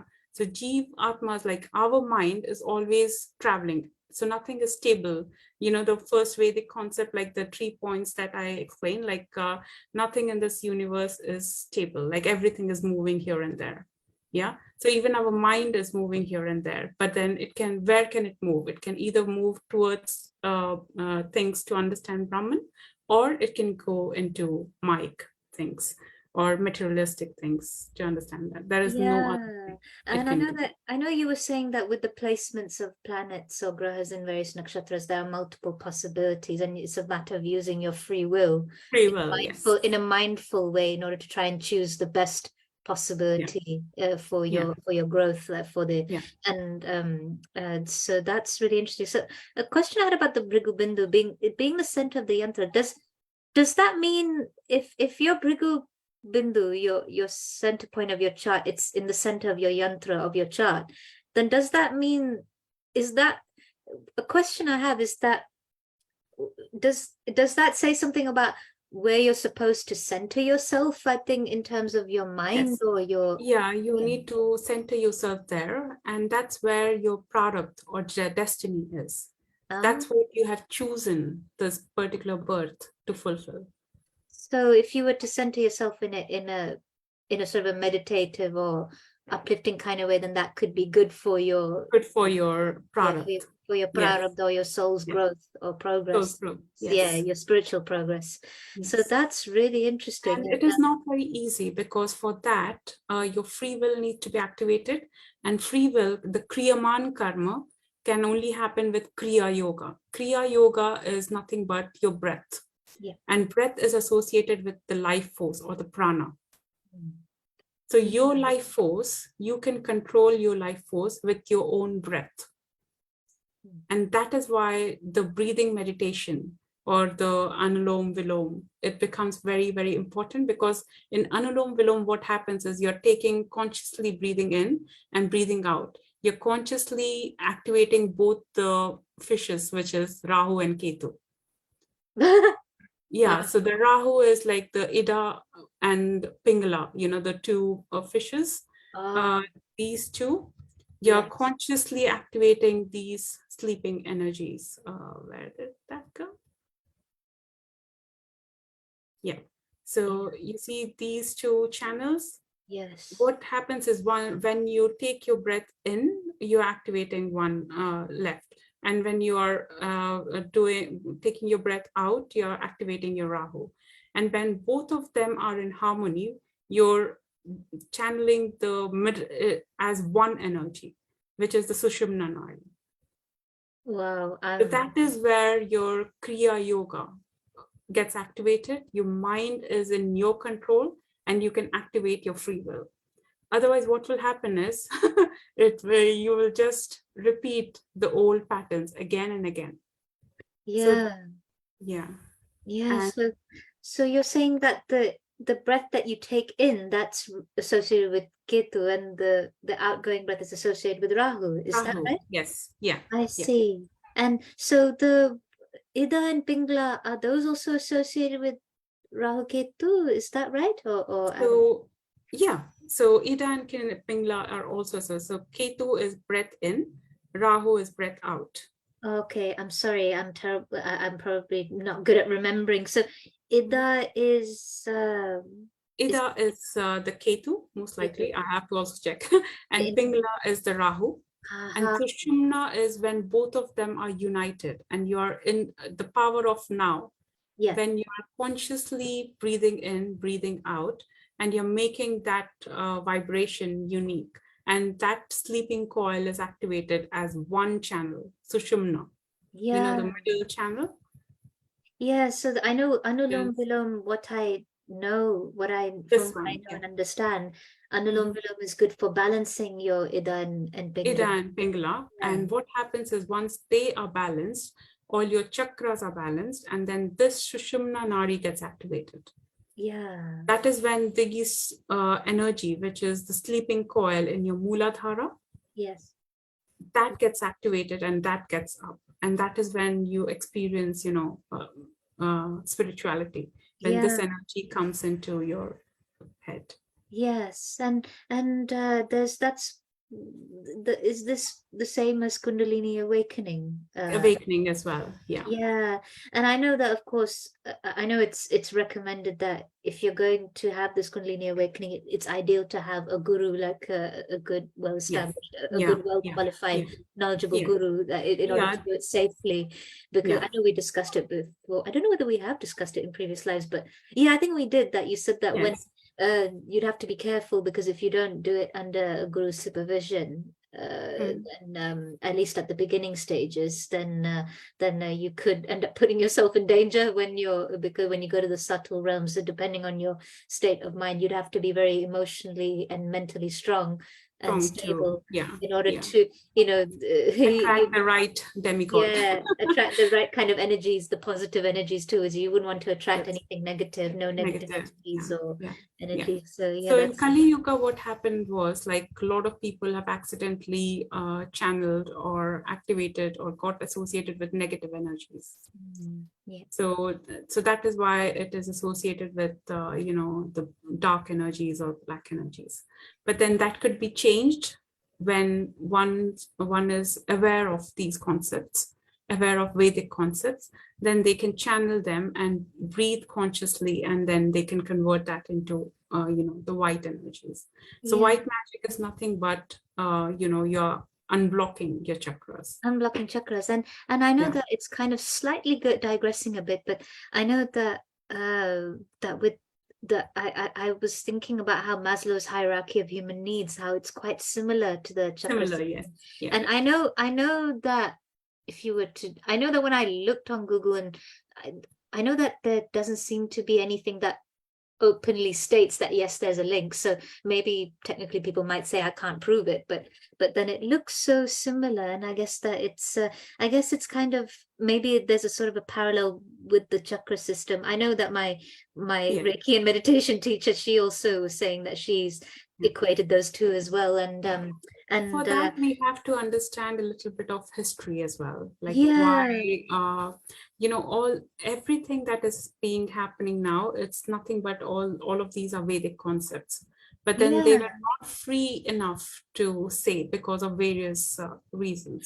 yeah, Like in the 1300s there were like in 1600s there were like 30-year war and so on, so people were suppressed, and when this fear, the first chakra, it gets blocked, yeah. people are there will be few people who will be courageous, but then they are not allowed to say, but then they will still say it, but in a very clever way. You see? Yeah, I know. So I mean, I admit that even today, if you were to talk about these sort of concepts of spirituality, so at least I don't know about now. Maybe you're now shamed are being down more open. upon. Yes. You'd sort of, at least before it started becoming popular again, you'd feel you'd have to be Yeah. very guarded and very clever in the way that you talk Right. about Yeah. it, because Exactly. you're kind of fearful of being judged, by Yeah.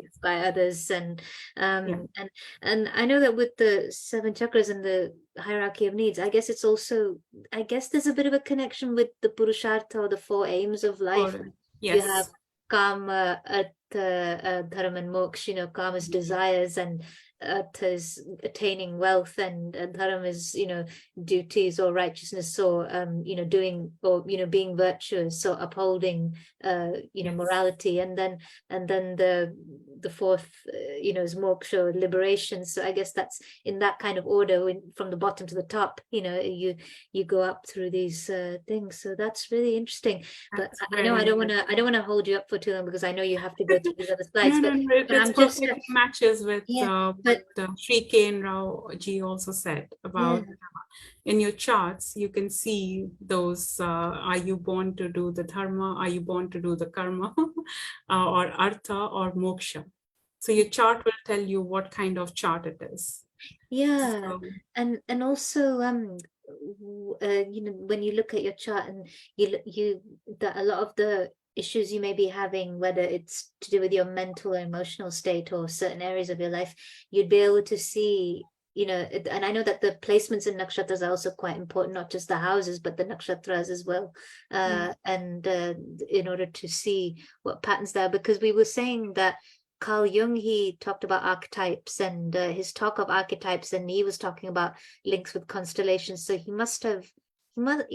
don't think that's yeah. just a coincidence. He must have looked into Yeah, I think all of them, for that, we have to understand the age of enlightenment, where they were obsessed about understanding concepts. But then once they understood, they were not openly allowed to say as Vedas. So they wrote it, but then they termed it differently. So that yeah, it doesn't appear Vedic. So if yeah, you see a lot of things that Einstein has researched, and so all of these are already mentioned in Vedas, but he was not directly able to say that they are from Vedas. yeah, So it is quite sad, but then I think humanity will be, and in India, what happened was because it was erased from education system, and people were struggling with their own famine and other personal issues. yeah. So There were it so didn't many. pass on properly. So now we have to make our own efforts to re-understand somehow uh, Yes. our own Vedas. And Yeah, absolutely. yeah, Yeah. And also it's really interesting you were talking about these projects that are currently ongoing, the Global Consciousness Project, the Looking Glass project, or Looking Glass experiment. And it's interesting you were talking about how the random event generator, and it just kind of makes you wonder. And I know we're going into territory where people might start calling us conspiracy theorists, but then you think, is that just a coincidence? Like, oh, that's a question you maybe a might want to ask. coincidence. Yeah, maybe a coincidence, maybe not. Yeah, Yeah, but then everything that's is a interesting. coincidence then, In like having Rahu interesting, Ketu. coincidence. Yeah, Yeah. that there's yeah, very interesting. Yeah, Yeah. it's quite a coincidence to have Rahu and Ketu on Bank of England's doors, that Yeah, very metal interesting doors. coincidences. Yeah. So, Yeah. Yeah. Sorry, uh, sorry, please go ahead. Yeah. let's also There was explain just about. Mhm. sorry, Yeah, there yeah, was go just on. one more small question. I'm sorry. You know Mhm. that triangle with the line through it, there's the pyramids, and you said there was alchemy. I know that I've heard of alchemy. I've seen that symbol with the line through it in terms of even some people who are kind of looking into the pagans or people who were into Wicca or and I know it's controversial. I mean, I know that some people may not even like the term witch. They think of it in a very negative sense, but Yeah. they seem to have had it. People who were said to be practicing witchcraft or Wicca, they had these kind of symbols as well. So you think that that's just a coincidence, or there could be parallels, or that maybe there was some kind of cross? Well, my guru used to say that the entire world used to be Vedic, but systematically every part, because even Veda, like knowledge, it has its own expiry date. It dies, and then people re-understand. Reborn. Yeah, It even knowledge has to get reborn. yeah, So these concepts are there, even if it dies, because it's the concept is in there in our psyche, in our past birth. People regenerate it, you know. yeah. And the concept of witches, this is like, for this we have to go back to history and understand that they were falsely accused as witches. They were not witches, Yeah, and yeah, a lot of women were killed in by being wrongly accused. But then what yes, they were just practicing, like they were probably spiritual people, normal spiritual people who were just trying to understand a bit of Vedic concepts, and but maybe they were not directly terming it as Vedas, but then these are very Vedic concepts. And yes, mhm, I see a lot of parallels in say Egyptian civilization, as well as Mesopotamian civilization and Vedic concepts. yeah, So there is a lot of similarities. very I mean, interesting. how like this symbol would be associated with the pyramids, and then we know that pyramids have got, there are books being written there which has like life after death and so on. And we know that Vayu is like the deity of life, or the breath, Yeah, and life moves on from one body to another body. That means the prana moves from one body to another body. But then interesting. consciousness is another concept. Everything is conscious. Yeah, So, so these are even very, very computers. wonderful concepts. Yeah. Yeah.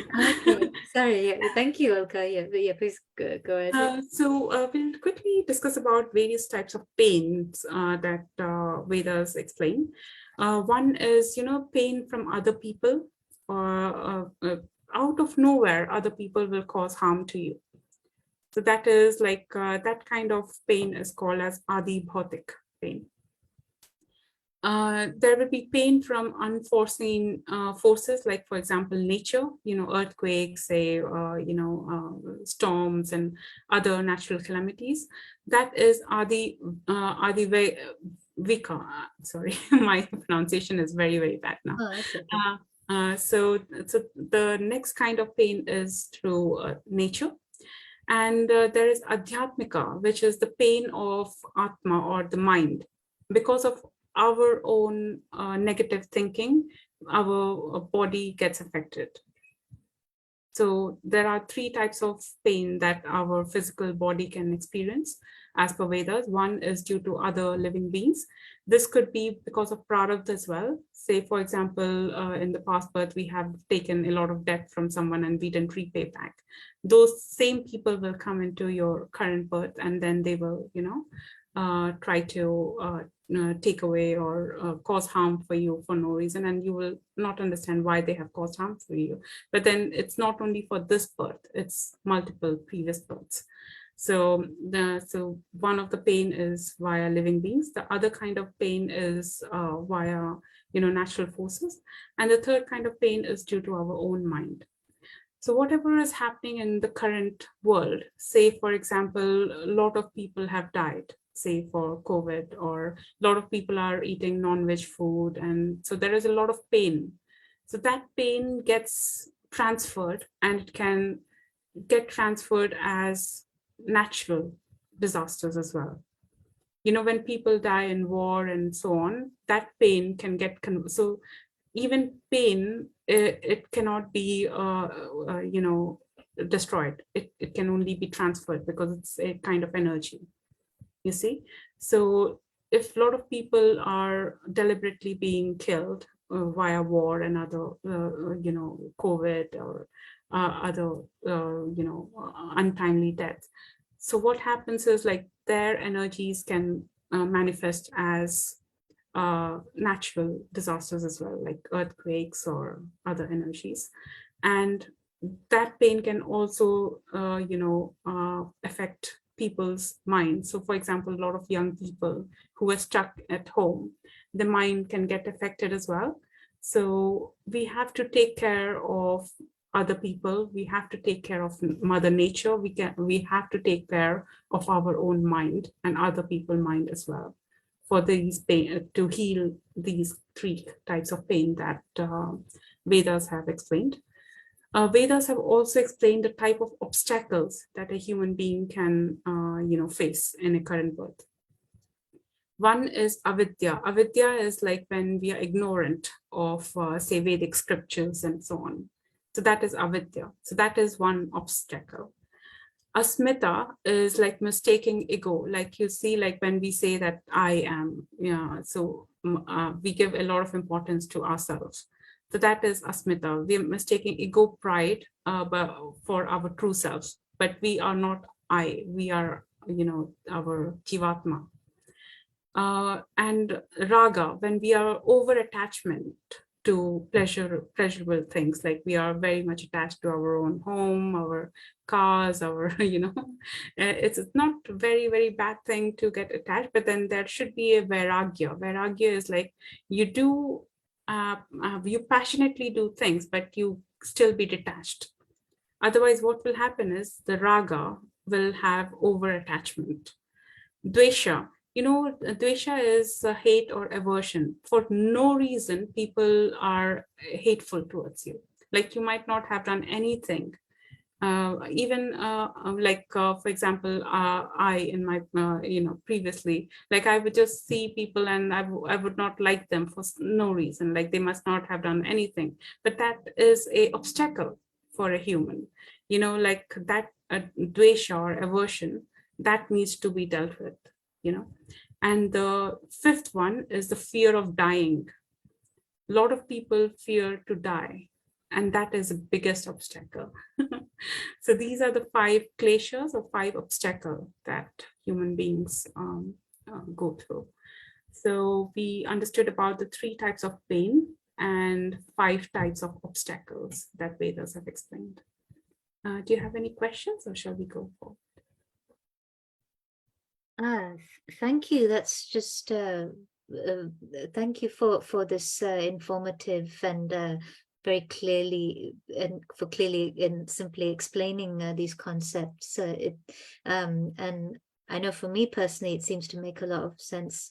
Yeah, definitely the adhyatmika. I know that seems to be quite a prevalent problem nowadays, because, it's quite, unfortunately there are, it's things like anxiety and depression and Yes. a lot of anger. I think they seem to be quite prevalent. I mean, of course, I know that's part of the human experience, but yes, I know that that is one type of pain that seems to be quite highly prevalent today. And I think that this information is really, it could be really proved to be really useful. And it's fascinating that you said that even pain is an energy that can be translated to natural disasters, because it's interesting. It makes you think of the stories where, I know they call them myths, but or fairy tales where, where or even in cultures where people in the past, they felt that natural disasters were caused by, maybe the pain or anger of certain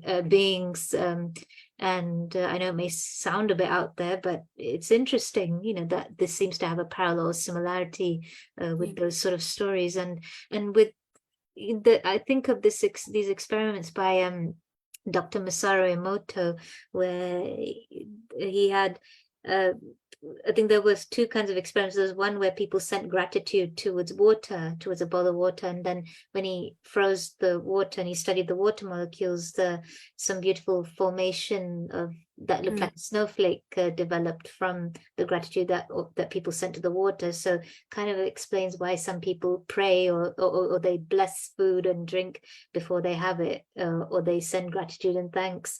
And for the other experiment, to cut a long story short, he found that the water molecules of bodies of water where words with negative meanings were written on pieces of paper and put in there, the shapes of those molecules were very distorted, very, and they didn't really look so appealing aesthetically.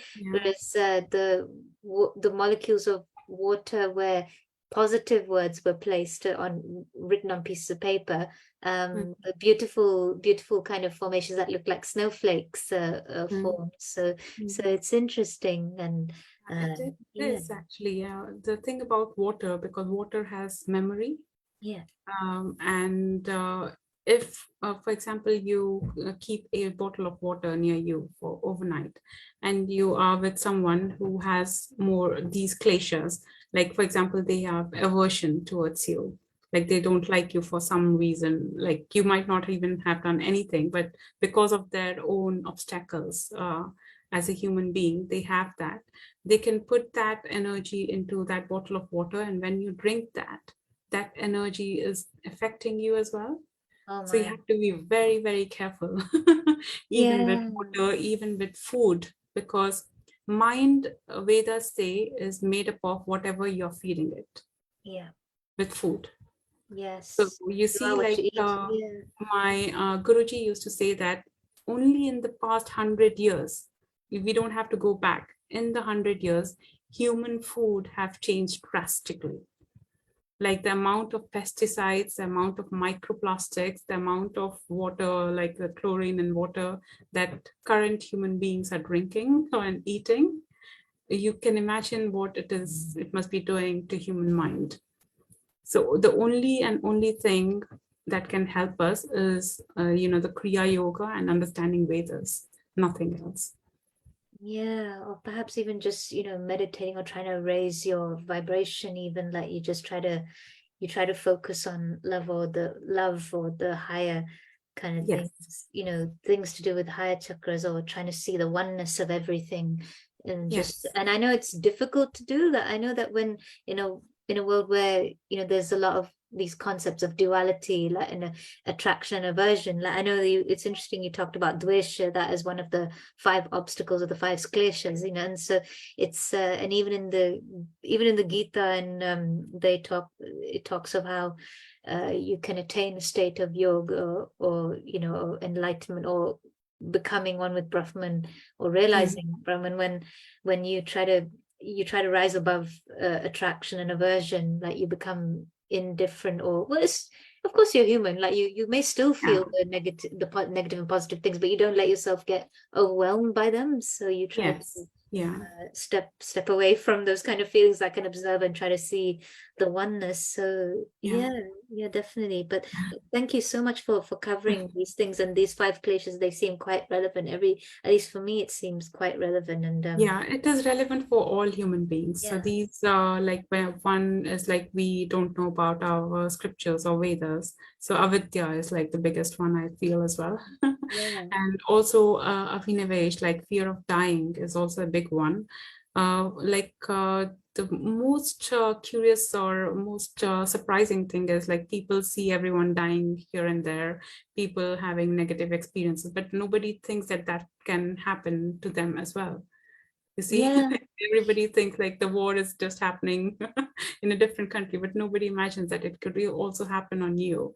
So that is the duality, or the Maya makes your mind think otherwise. But you see, I think it's the kind of conditioning that we have, the way that things sort of run nowadays, that people tend to be quite focused on themselves. I'm not saying it's a bad thing to be focused on yourself, but then, when things are, when there are certain imbalances, then yes, you can kind of lose that kind of sense of perspective of Yes. things. So Yeah. and yeah, it's just really very interesting. So thank you. Yeah, and oh, it's beautiful the way the sun love. Oh, isn't that Yeah, nice let's talking about talk love? about something positive as well. Oh, Vedas so nice. say a lot about love. Yeah. Oh, okay. Love is associated with soma as well because soma is required to create passion, love inside a human body or inside any jivatma. Love can be of two types: Vaidehi Bhakti and Raganuga Bhakti. Vaidehi Bhakti is for people who are not spiritual enough, like you, who haven't reached that state, but then they have like there are formally details laid in Vedic scriptures and other saints, and they just have to follow those. You follow this rule, you have these moral codes.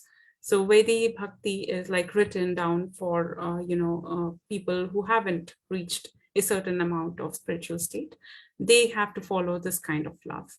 But then there is another kind of love called as Raga Nuga Bhakti, which is for very, very super spiritual people. And this kind of love is not explainable, this is beyond worldly duties, beyond moral codes, beyond metaphysical dreamy, beyond psychic level. It's mostly in spiritual, telepathic, it's in that realm. So it's the Raganuga Bhakti is a different kind of love, and it is mostly done by highly spiritual people. And it is not possible by devotees in Vedic Bhakti state to understand the essence of Raganuga Bhakti. Because people in Vedic Bhakti, they will always go with the moral codes. But in Raganuga Bhakti, there is no morals, because he's a highly spiritual person. If you put them into moral code, that will be like putting them in a jail.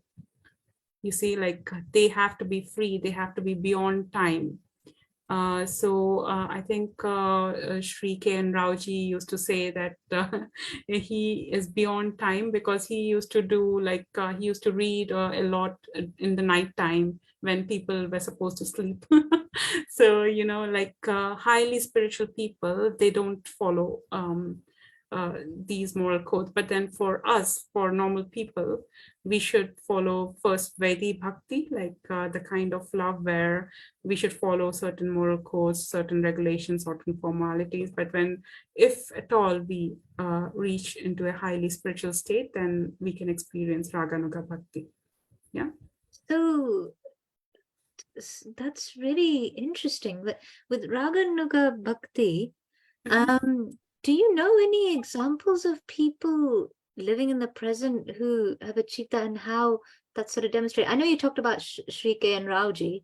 Is there any other example? It sounds really fascinating because I know that we have this idea that you should have moral codes, you should follow certain sort of rules, and I know that's kind of in Vedic Bhakti. Yeah, I think the latest that we can see is like Gopis and Krishna, or Radha and Krishna. Gopis were all married ladies, you see. But then in a spiritual realm, they used to leave their husbands and then go to this forest, and then have Ras Leela. So for a non-spiritual person, that would be like, what are they doing? This is like immoral, you see, because these are married ladies. But then they don't see the past infinite births when these gopis were, highly intellectual. They have done so much of sadhana to experience, Brahman, that they have been, given this birth to experience this Ras Leela. Even Radha, she is the most mysterious, deity in ever. Like, you will not hear the name Radha in the initial scriptures. It is only Krishna. It is only recently that the term Radha has been introduced. So who was Radha? So you see, in the causal realm, everything splits into two. That is like a clone. So Radha is Krishna and Krishna is Radha. So at a spiritual realm, they both are one soul, but then they appear to be two different people in in this world. So it's a very, very difficult concept to understand for yeah. Is this what you were talking about? How Jivatma can be cloned, or is this different? No, is this? We will go into that. That is also a very, very interesting Yeah, concept, but they but are all linked. Yes. yeah, but with this, I don't know. It kind of makes me think. I know that there's this concept of twin flames. I know that it Mhm. makes me think of that for some reason, that they're two halves of one whole. I mean, I admit that I wasn't really sure, wasn't 100% sure whether to believe or disbelieve in that concept of twin flames. But since you're saying that Radha is Krishna and Krishna is Radha, then Mhm. and what are your thoughts on this? Like the idea of twin flames, and So twin flames is a slightly different concept, but this Radha is Krishna and Krishna is Radha. That is in a causal realm, deep sleep realm, where there is Soma and Agni. For every Agni, there is a Soma. For every Soma, there is an Agni. So this is happening in a causal realm. But in the subtle realm, things are also happening. So there could be two energies, like there is a Shiva Shakti and there is a Parvati, or Ardhanareshwar concept, you see. So those are kind of like a twin flame concept. So these are slightly different concepts. So some concepts are at the subtle realms, some concepts are at the causal realm. So you have to be very, very spiritually enlightened to understand these concepts. And another thing you will see, I don't know if you have seen this picture of Krishna, multiple Krishna with all the gopis doing Ras Leela. Oh, sorry, is it the one that's on the No, bottom right I corner? haven't actually Oh, put okay, it sorry. I here, know my eyesight but isn't.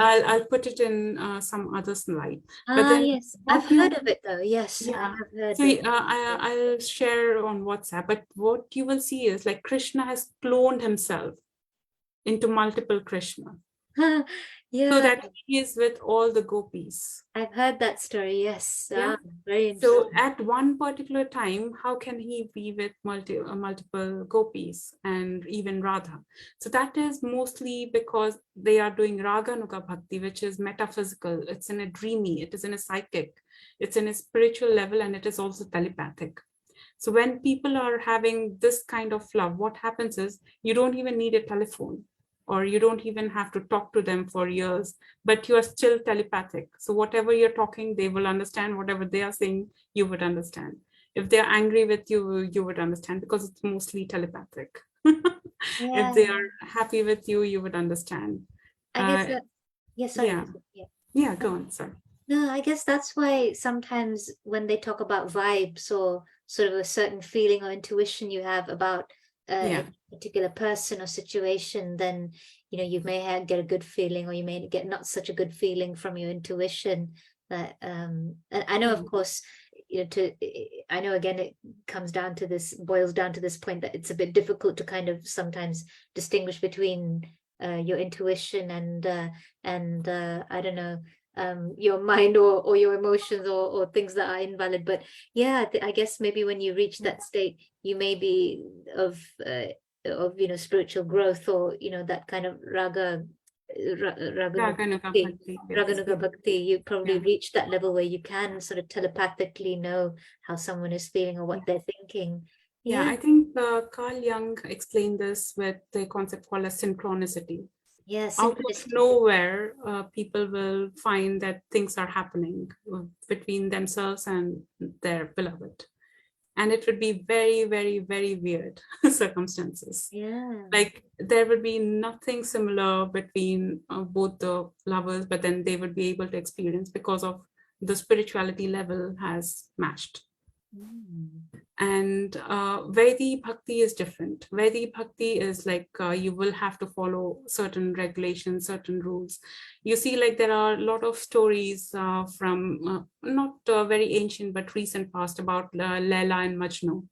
where Majnu, he gets mad. Majnu is like nothing but somebody who has lost his mind for Leila. But then if you see the concept there, they were from different backgrounds. Like Leila was, I think she was richer, and Majnu, he just leaves all his wealth, and then he madly, goes to find Leila, and then they never meet with each other. That's a sad story. But then if you see, that kind of bhakti is different. More Vedi bhakti than you'd say. Could be. Interesting. Yeah. Yeah. Thank you. And do we have time to do the clone as well? Yeah. Go ahead. Yeah, we actually, it's pretty good. I mean, we've only just over 2 hours we've done. Okay. So yeah. Cool. So yeah. Please go ahead. Yeah. So I'll try to quickly explain, but if it is not understandable, I'll do it in the other session as well. I think we will start with here. So in Vedas, there are various deities who have now been either they are not worshipped enough or not known enough, but then they are still picking up. I think people are saying that the old gods are waking up in this decade. So we will understand about somebody called as Varuna. And Varuna is always paired with god Mitra. Yeah, Varuna and Mitra, they are two gods. And Varuna is always associated with something called as Makara. So this is a animal which is extinct now. It has got elephant-like tusk. It looks like a crocodile. So it's Makara, but it is kind of in between a lion, in between a crocodile, in between like an elephant as well. And you would find Varuna with the pasha. So in his hands, you would see this noose. In a lot of deities, you would see this noose with them. So by this news, they are trying to control a lot of senses. Yeah. And Makara, this I have taken from Konark temple, which is the sun temple in Orissa. They have a Makara symbol there. It's a very weird animal. If you see, like, it's a half crocodile, half elephant, but it's a kind of an extinct. So Varuna is like a very, very ancient god. It's not even like current god. So Varuna is said to be reborn as Indra. You see, Indra is like the god of all the demigods, and so Varuna is like ancient than Indra as well. So if we go to Indus Valley tablets, there are various tablets. You would see a deity here. Two fishes are there, which is nothing but fish is associated with Ida and Pingala, Rahu and Ketu. Yeah. I'm sorry to interrupt you, Alka, but Yes. I don't know. I know on your screen there's a slide called Pralaya Sanskrit destruction. Is that what you were wanting to show? Okay. I'm just hoping there isn't. I was just hoping that there isn't sort of a lack of synchronicity. I'm sharing something else. Let me share. Oh yeah, sorry. No, I just. Oh, that's fine. No, good. You told me. Yeah. Are you able to see this? Yes, now I can see. Yeah. So sorry. I know. So I know that sorry. you're talking about. No, Okay. it's not your fault. No, I'm sure it's No. probably how Okay. technology can get sometimes. Oh, So, no. yeah, I was seeing the screen. Okay, let me 1 second. Yeah, that's fine. Yeah, no, now I can see. Yeah, I can see on Can you see now? the slides. Yes, I can see in the Vedic scriptures Varuna is paired with the god Yes. Mitra and his Yeah. So Varuna is always paired with god Mitra. Yeah. And Varuna has got this deity which is called Makara. He sits on Makara. Makara is an extinct animal, I think. He looks half crocodile, half elephant, and half other tiger-like. So, but it is called Makara. Makara is like crocodile in Sanskrit, I think. And Varuna always holds this noose in his hand. If you see this, And a lot of deities like Ganesha and also I think Yamraj, Raj, yeah. they also hold this noose in their hands. And this is Makara. And I have taken a picture from Konark temple. So this is Makara, the extinct creature, which looks like a crocodile and half like an elephant as well. Yeah. Yeah. So if we hold that thought of Varuna and go here to, this is a slide from Indus Valley civilization. Yeah. So this is like a picture. So this is now in Oxford Museum. Yeah. So you would see like Varuna sitting here. There are two fishes, which is Ida and Pingala, the Rahu and Ketu. Oh. Yeah, two fishes here. And you would see two crocodiles, Makara, which is nothing but association of Varuna. So we can imagine like how ancient this Indus Valley civilization would be. Like, because this they have said that it's about 5,000-year-old seal, but we have to go back and find out the actual age of this one, because Varuna is like quite an ancient god to be prayed on. And there's another diagram here, Varuna and Varuni Devi. Varuni Devi is also associated with wine. It's not the current wine, but maybe in the ancient time, a different kind of wine was used, which was associated with Soma as well. Yeah. And fascinatingly, this noose is in all civilization. You will find it in Egyptian civilization. You would see that in Mesopotamian civilization. I haven't put the picture yet, but you would also find similar in the current royal, they hold this, which appears to be like a noose. And you would also find some people have noose on their doors as well, this kind of symbol on their doors. And this later might have also become the cross. So there have been like fascinating studies of how these symbols have, evolved through time. So we are good with Varuna and Mitra so far. Can I move ahead? Yeah, there's just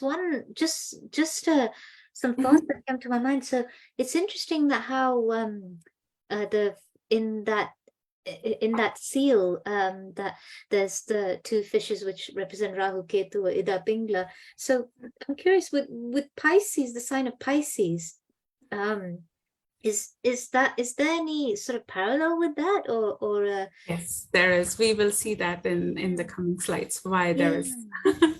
I mean, I just think of the 12th house position, and it's meant to be Pisces, and that's kind of technically meant to be moksha. I mean, I'm not saying you have to get into it right now. No. I'll get into a little bit here, because so Pisces sidereally has started, I think, about 6,000 or 2,500 years ago. Yeah, the age of Pisces, is that age of Pisces? Yeah, that is sidereally, not Western astrology. So sidereally, like the Vedic astrologically, Pisces started. And if you see the concept of soma, the substances got extinct after climate change, and then there was a drastic change from worshipping many gods to worshipping one god, because when people used to have soma, they used to see a lot of gods and they used to write about it. But then when these substances got extinct, it was a very, very gradual process for intellectuals or sages or saints to, come back to this theory that the soma can automatically be produced in your body. So you don't need all these gods. You only need yourself to generate it. So that is why if you see like about 6,000 years to 2,500 years ago, there was a drastic change. If you understand ancient Egypt, so Egypt has got various, so there was ancient Egypt, there was Middle Kingdom, there's a later kingdom, and then the latest who came were like the Cleopatra. She was more Greek than Egypt, you see. So it all changes. So what happened was like when these Pisces, the age of Pisces sidereally started, that's when Jesus Christ and all of them came. So there is association between the new gods or new religions that happened with the age of Pisces. But then we are going to move from age of Pisces to a different sign very soon. So that is Age of Aquarius. Aquarius, I think. Yeah, I think it's Aquarius, but let's find out. Yeah, interesting. And I know about dating methods. It's interesting that you say that it's claimed to be 5,000 years old, but you say it's good It to could be check it. more. There's Yes. a book called, and I know I'll just very briefly mention that there's a very interesting book called Forbidden Archaeology by a man called Michael Cremo, and it's just it's interesting. According to that book, it took me a few months to finish that book. That book is very long. I have a Kindle version, not the actual hard copy, but it's interesting. According to that book, there's a lot of apparently there were a lot of archaeological discoveries that may and also certain dating methods that were used that found that certain things that were discovered were a lot older than what some mainstream theories may say is the age of mankind. Like evolutionary theory says that the mankind, the humans or the Homo sapiens are a certain few tens of thousands years old, whereas and of course with the concepts of the yugas that actually that we're a lot older and forbidden archaeology seems to look into actual discoveries that aren't really so well known or that talked about. It's an interesting book to read, so yeah, it'd be interesting to see what maybe if this the checking the age of this thing again, like we have to go back and reanalyze everything, because you see, like we are still going back to 1800s or early 1900s. We haven't done, we as humanity, we should evolve every time, and we have to go back and research how old these clay tablets are, because they are directly giving us Vedic concepts. And there is also resistance because of Aryan invasion theory, because that claims that everything happened 2500s after that. Vedas, some Aryans brought Vedas, but then if they brought Vedas, then 5,000-year-old clay tablets are exactly. new Vedic concepts. It's good. It's always good to look into that, and even it's even people who talk even in mainstream teachings of history. At least when I was in school, it's good to look at primary sources, secondary sources, and you cross-reference, you cross-check. So even the concepts that are taught in the mainstream, when you apply it here with your critical thinking, then you'll start to see certain things that may not necessarily match up, with Iron invasion theory. And it would be really interesting to understand why there is an hesitance to go back. Like, why is there hesitance to, first of all, not understanding Soma? First, second is trying to say that everything happened only after 6,000 years old back, and nothing was there before that. So why is this resistance? So it will be very, very interesting to understand that it would someday. be. I mean, I think, of the Kuhn's cycle of paradigm shifts and how, a paradigm will be created, then certain things that contradict the paradigm, the certain things will come up, or certain things are found or brought up, and then there's resistance to that, and then eventually there's a paradigm shift, and then a new paradigm emerges, and then the cycle starts again. It's interesting if you were to look up Kuhn's theory, or the Kuhn's cycle of paradigm shifts. That's a really interesting theory to look at. I learned about it when I was studying psychology as a degree. So that Yes. was very interesting. And one last thing I'll say is that it's just so interesting. You talked about the noose, the being sort of appearing in different cultures. I think Yeah. of and you were saying even the cross might have emerged. I know this may be a Yes. debatable So thing, but there is a link, and there is a very big study about, cross the, what do you call, the swastika and Lajja Gauri. ah, All of them are linked, even the evil eye. So because we are talking about thousands of years of evolution, see, and news. So I'll tell you what's the link very slowly, but you have to be with me for that. It's a little bit yes. not very complicated to understand, but long story short, Varuna and Mitra, they are associated with Soma. Yeah, they're also associated with Noose. Varuna is associated with Makara, which is crocodile, and Varuni, who is the concept of Varun, she is associated with wine and Soma as well. Ah, And we also know that Aditi, she's referred in Vedas as the goddess or the mother goddess of a lot of deities. Like she is termed as mother of Mitra as well. Varuna and Mitra, sometimes they are associated as one, sometimes different. So Aditi is the mother of Mitra. You would see Harappa symbols. There is a lady who is giving birth to someone. So she is Aditi giving birth to Mitra. And Mitra, if you see, it will appear like a Scorpio. The child is always like a Scorpio. We will see why there is association of Scorpio, yeah. And Aditi, this is another symbol. This is relatively closest, 2nd century BC. This is from Kashmir. So Lajja Gauri or Aditi, she was worshipped quite recently, even up till 1300s in India. But then slowly it stopped for some reason. Yeah. And she's also associated with lotus. And if you see, dried lotus were also sacred Egyptian symbol. And it is said that monks used to drink raindrops or water that has fallen, the dewdrops that has fallen on a full moon day to experience Soma. interesting. So blue lotus is associated with Soma as well. Pink lotus is also associated with Aditi. And Aditi is mother of Mitra. Yeah.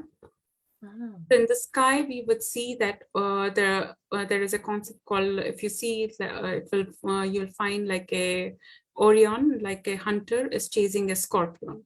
Yeah. So this is like all the constellations. If you see where is Scorpio, there is Scorpio here. Yeah. And inside the Scorpio, there is a nakshatra called as Anuradha. And the deity of Anuradha Nakshatra is Mitra. So this person here, Mitra. Yeah. So you see, Mitra is always shown as a scorpion because he is the deity of Anuradha, which is in the Scorpio Nakshatra. So that is the link here. Yeah. So you see, like even 5,000 years ago, they knew the concept of both zodiac as well as nakshatra. Because nakshatra is Anuradha and Mitra is Anuradha's deity, and he is in the zodiac of Scorpio. Yeah. And I think we discussed this one, like the Mrigashira, who appears like Shiva is hunting a deer, and this deer becomes moon in the next birth. So we changed from a 5-dimensional world to a 4-dimensional world currently. So all the Shiva,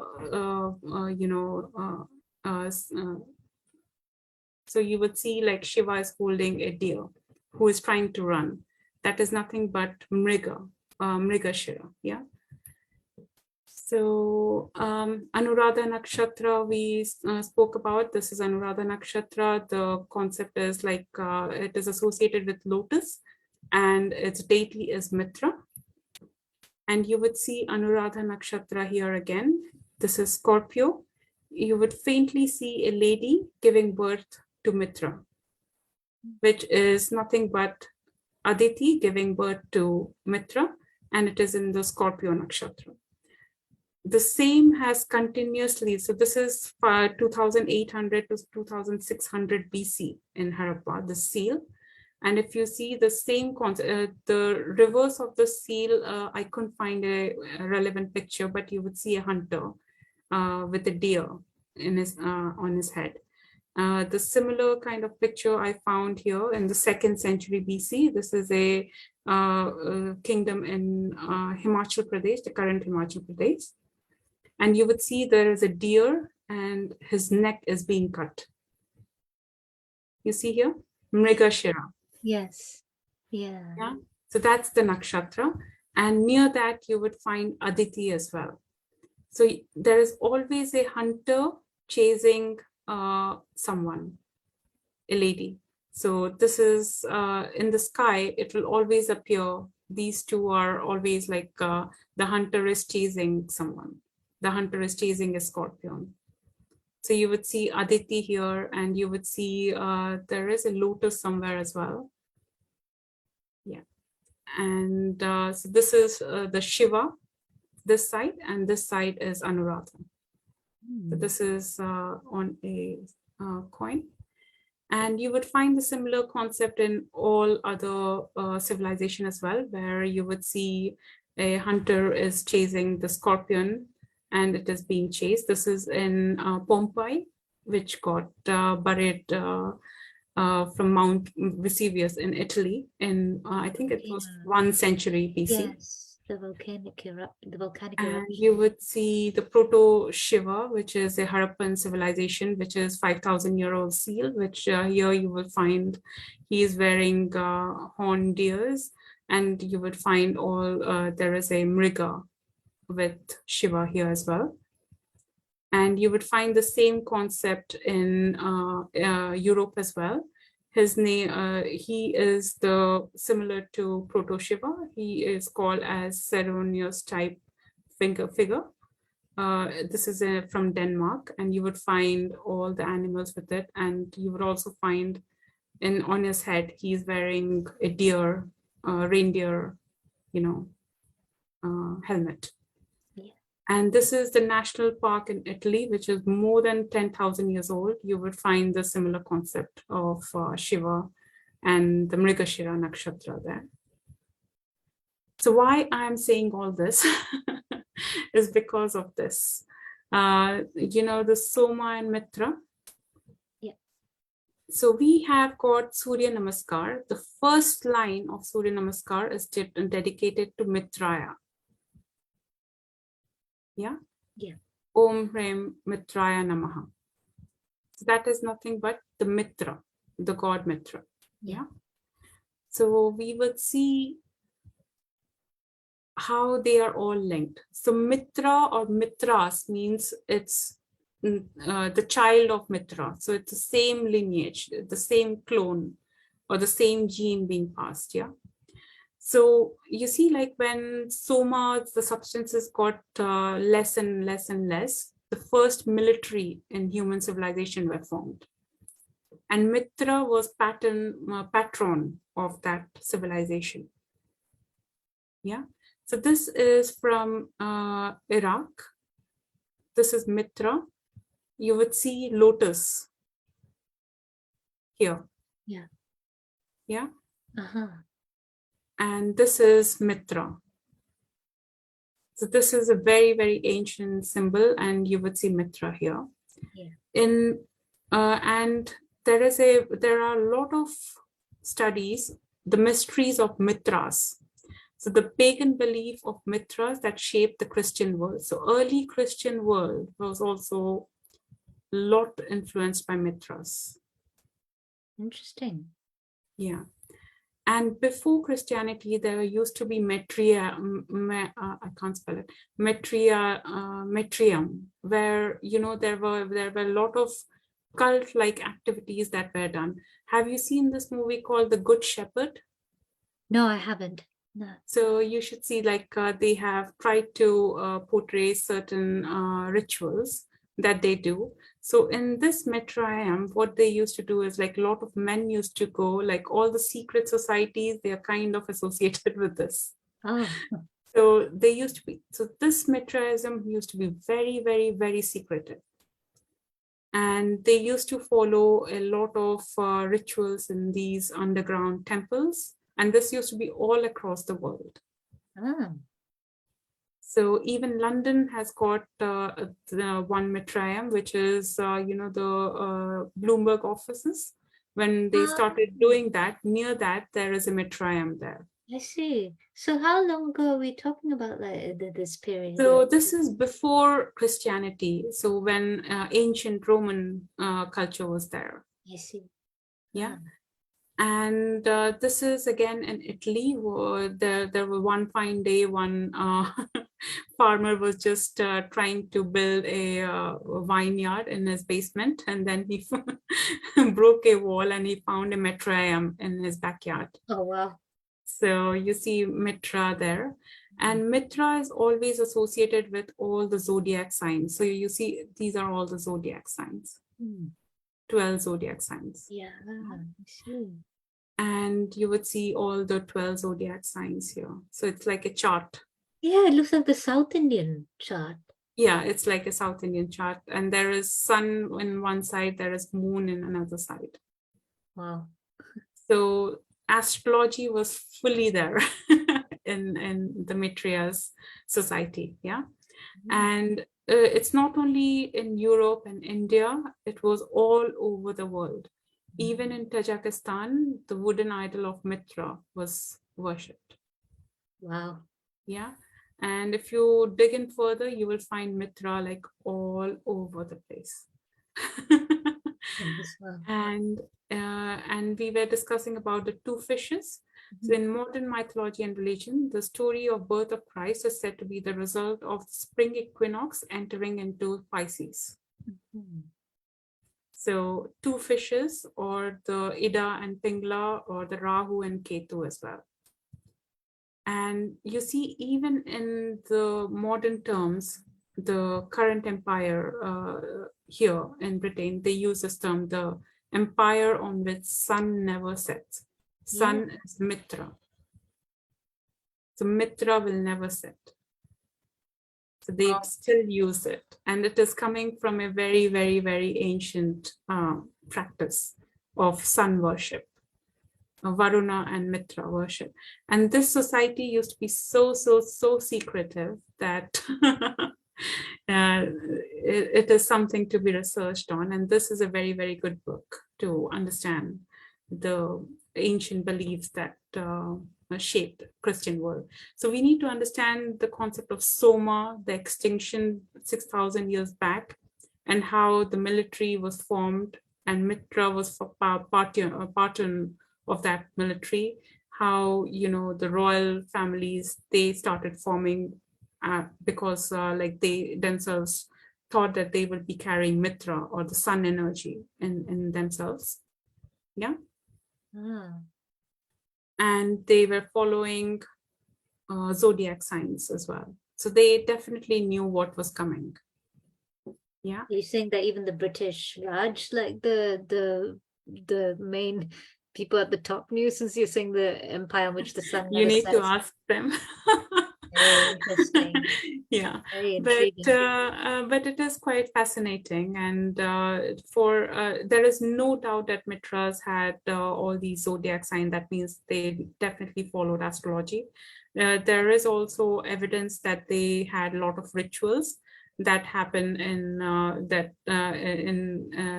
movies, like The Good Shepherd or the secret societies or the conspiracy theories will show you all these rituals as well. there is a very thin line between spirituality and cult. So we have to be Yeah. very, very careful, you see, Yes, true. which you don't want to be falling on the wrong side of. Yeah, I think that's where your discernment would And input.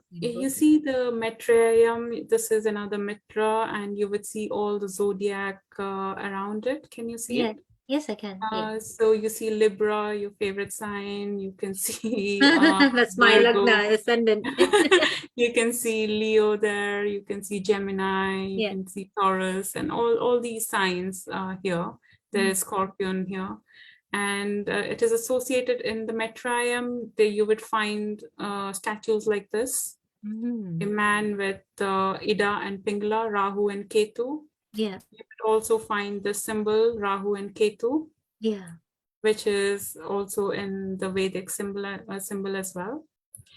And if we come to Vedas, where so the Vedas have got this concept of both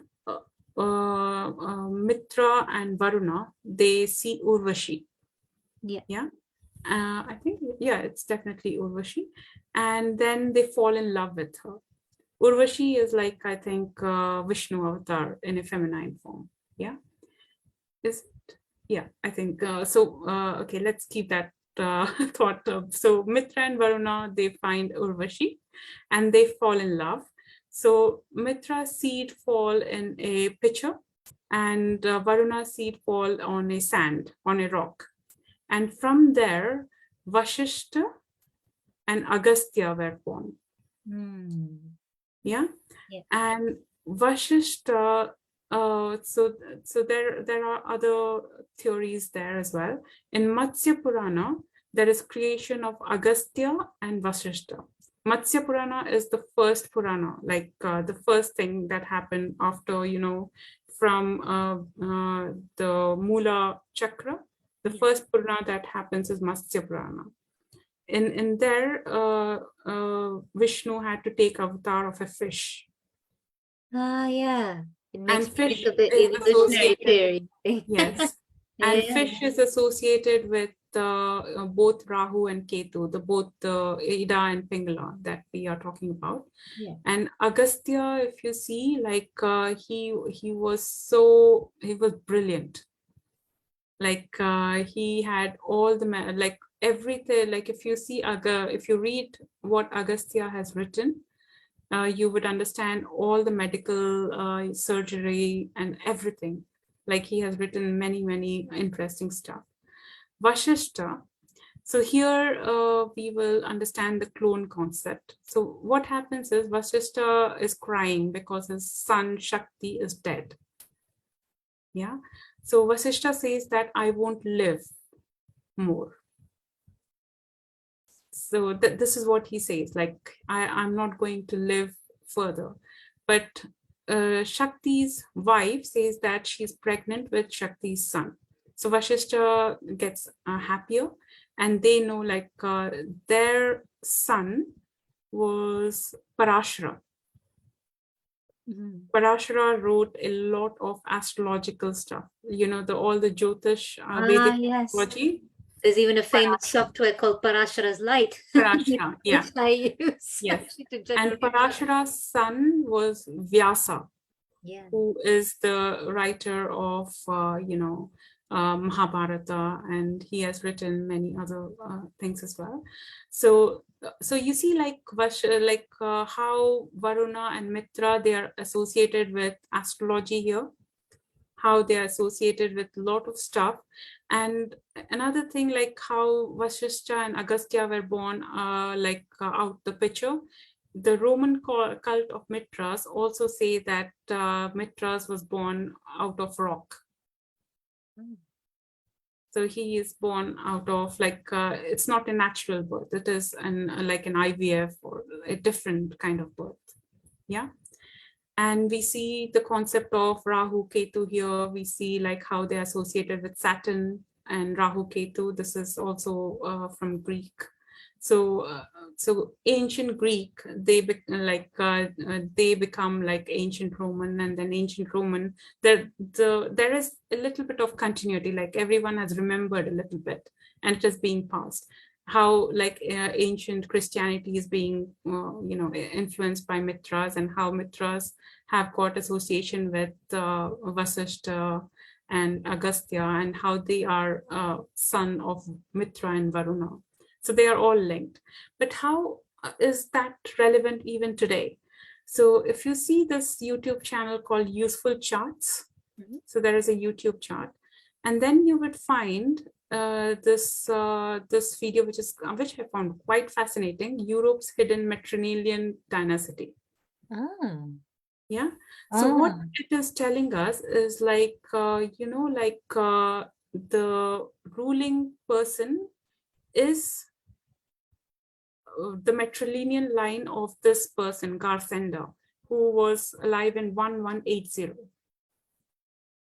So either the wife is descendant of Garsenda, or the ruling deity is descendant of Garsenda. I see. You understand that? So Garsenda. So could you spell the name? Garsenda. Garsenda. Yeah. And this is being happening from 1180. And they're so obsessed.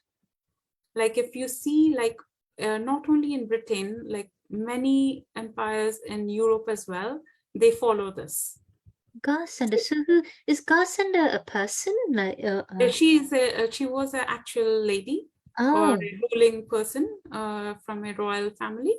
I see. And her lineage, so it's a matrilineal line, even though they say it's a patrilineal line, but then they are following matrilineal. Interesting. Oh yeah, sorry. Yeah, I know my eyesight isn't the best. Yeah, now I see that what's written there. Oh, interesting. Yeah, sorry, go on. Yeah, please go on. So you should, you can go and see. So you see like how subconsciously all of this is, because here, what Vashishta is saying, like, I won't live further because my son's Shakti has died. But when his wife says that I'm pregnant with Shakti's son, he gets happy. He was just about to commit suicide, actually. He was so depressed. But then when he found that he's going to have a grandson called Parashara, he's happy. He knows that he will live. So that is the clone. So this is the cloning of the Jivatma, is that Jivatma, yes.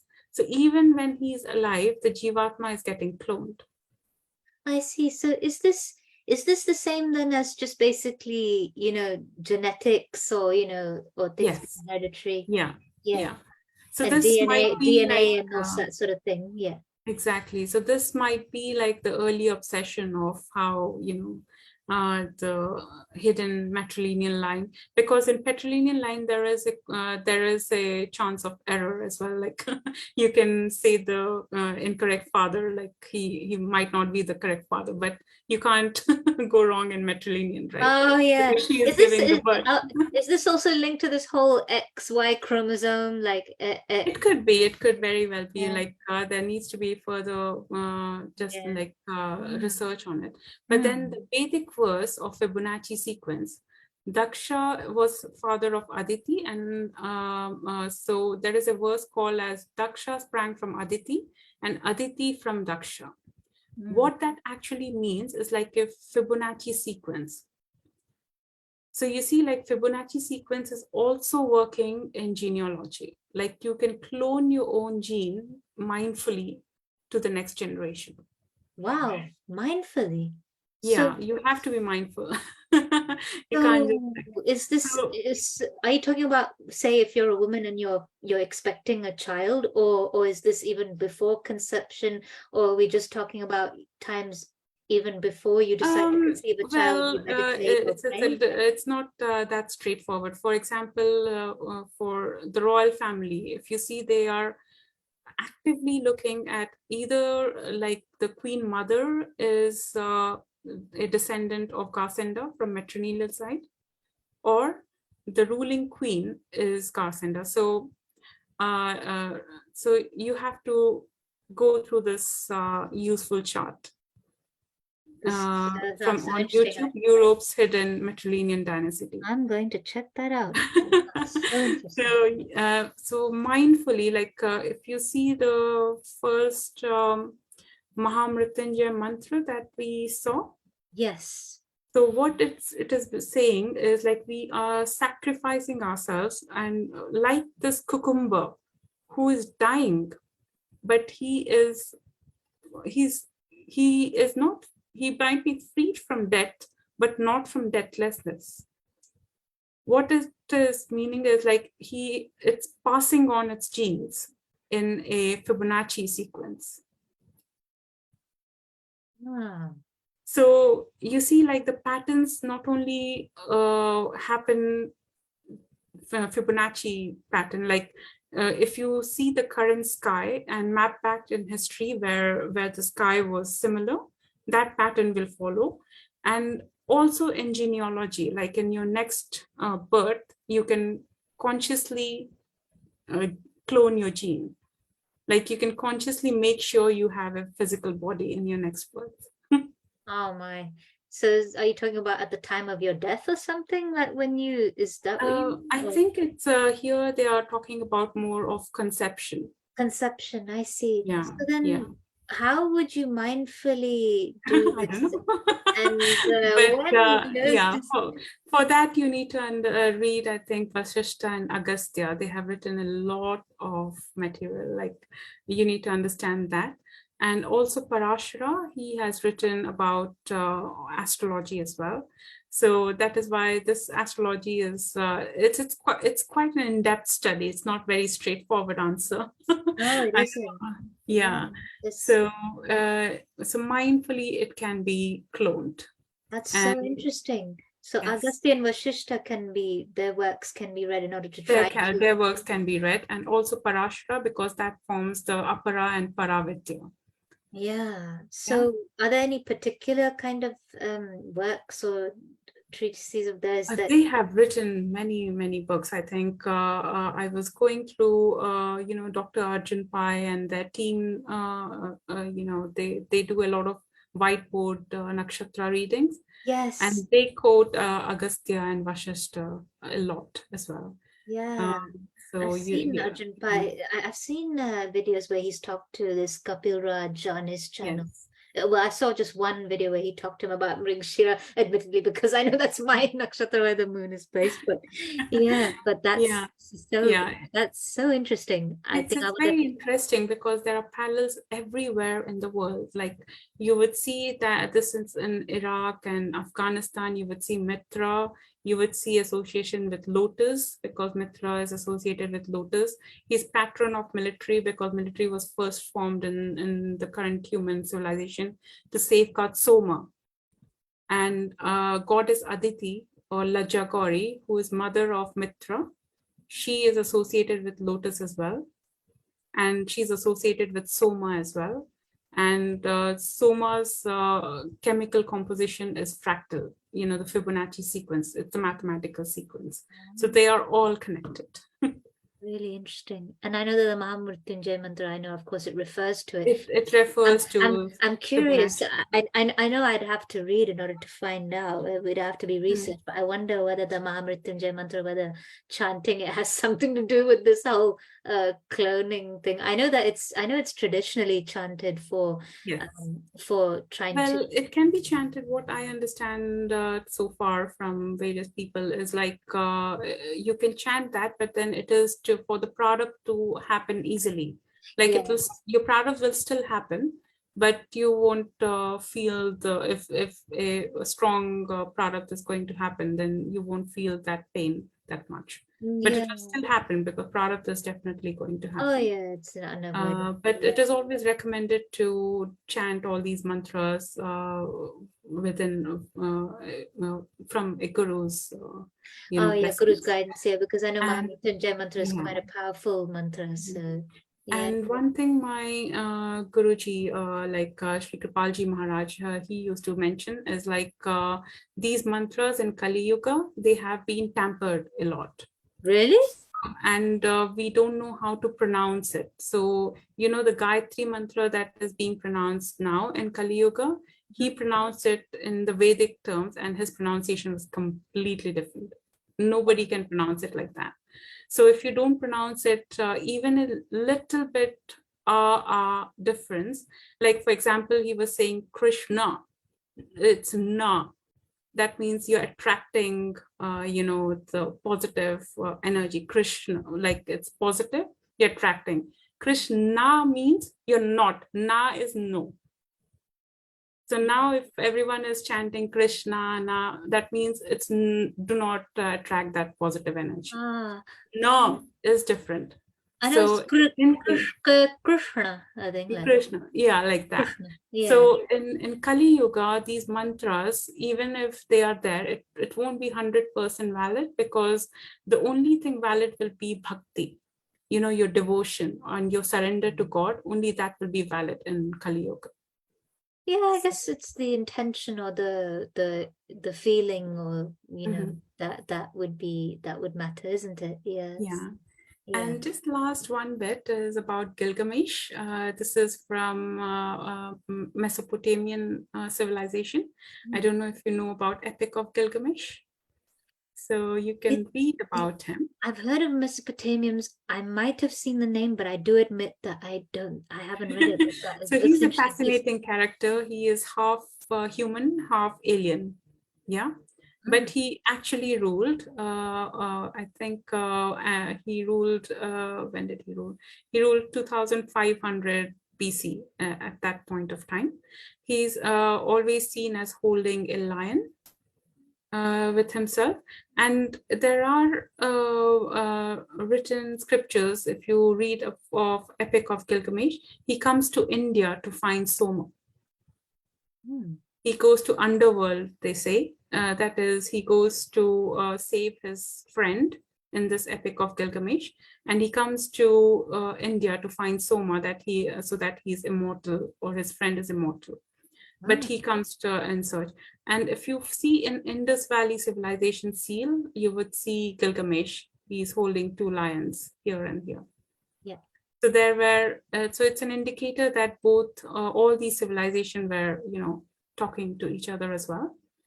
And you see this concept of age of enlightenment, which happened in 1600, where people become obsessed about knowing cultures, like ancient cultures. So what happens after 2003, there was a war in Iraq. Yeah. So even till now, today, you would see like subconsciously archaeologists are sent to Iraq, and they go to Uruk and they found the lost tomb of Gilgamesh. And it was a German-led expedition. They found this tomb, but then they did not tell us about Gilgamesh, because Gilgamesh is half alien. So they should tell us what they found about his DNA. So that would be fascinating to understand. Yes. Yeah. So, and this is another very beautiful book that my Guruji used to say, Kripalji Maharaj, from Robert Ernst Hume. This is about the world's living religions. We have come so humanity has come a very, very long way, you see. So a lot of things have been forgotten, but only few religions have survived. And this book is, he recommended this book. It's a very fascinating book. It was written in 1800s, I think, by Robert Ernst Hume, The World's Living Religion. And one other fascinating thing is the closest star to Sun is Proxima Centauri. It is said to be habitable as well. And in Vedas, it is referred as Mitra, as a friend to Sun. Oh, so this is what Mitra is, astronomically. Yes, yeah. And Mitra is also Sun, because Sun is worshipped as Pratyaksha Devta. You see, like when you want to see Brahman, where do you go and find him? You find him in Sun. Because Sun is your Paramatma, in your, the two birds sitting. Yeah. The Jupiter is Jivatma and Paramatma is the Sun. So Sun is the Pratyaksh, or something, the Brahman who is visible. It's so interesting also that Pratyaksha Brahmana and Prati means towards, like in Sanskrit. And interesting, now I'm seeing Proxima, which is like, it's proximity. I'm seeing that. Proximity, yes. Yeah. Yeah. And yeah, so that's something I found interesting. Thank you. Ah, I think, do you ah, have any questions? wow, I'm just mind blown. I mean, I don't have any questions at the moment, but I'm just so fascinated because I didn't know about a lot of these things that you said. Yeah, it's just Yeah, do some really research. You will be mind blown so when I tried fascinating. to understand about mitras and the links between. I was like completely like, you will definitely want to go I to see mitra in. I am mind blown and I want to look into all of this. Vikshana Nakshatra talking. I know I can talk about this with you. It's that, and my moon is in the 8,000. And I'm thinking, I want to Yeah, look into all this. It's so fascinating. Oh yeah. wow. I'm Yes. just awestruck, wonderstruck. So I definitely would love to look into all these things. So thank you so much. And I know Thank you, that Tra. Thank you for your I know that we've come up to interest. almost 3 hours, and I know that some people would think I'm crazy, including including my dad, because he thinks Yeah, I like, might have to "Don't go make and it so cook. long, it's you're gonna lose your audience." I get what you're saying, but oh goodness, I didn't have the heart to stop you though, because I thought, oh, it's just so fascinating. And I know we've delivered what we promised today as well in the live. So, but thank you so much. Thank you Thanks, for Uttara, for joining all us your today. Yeah. understanding and interest. Yeah, It's no, quite you're welcome. My fascinating to have pleasure. interest. Yeah, yeah, and I'm really looking forward to what you'll present next time. Do you have any idea of what you'll talk about next time? Not yet, but I'll find out. There's so much to learn. Yeah. Okay. Ah, well, thank you so much again, Olga. Thanks, And Uttara. yeah, looking forward to the next live that we'll do. And thank you all so much for watching, dear audience members. And hope you found this interesting and insightful, perhaps useful even for you. Okay. Thank you. Thank Namaste. you. Thank you. Good night. Namaste. Bye bye. Namaste. Good night. Bye, Bye. Uttara. Good Bye. night. Bye. Olga. Bye.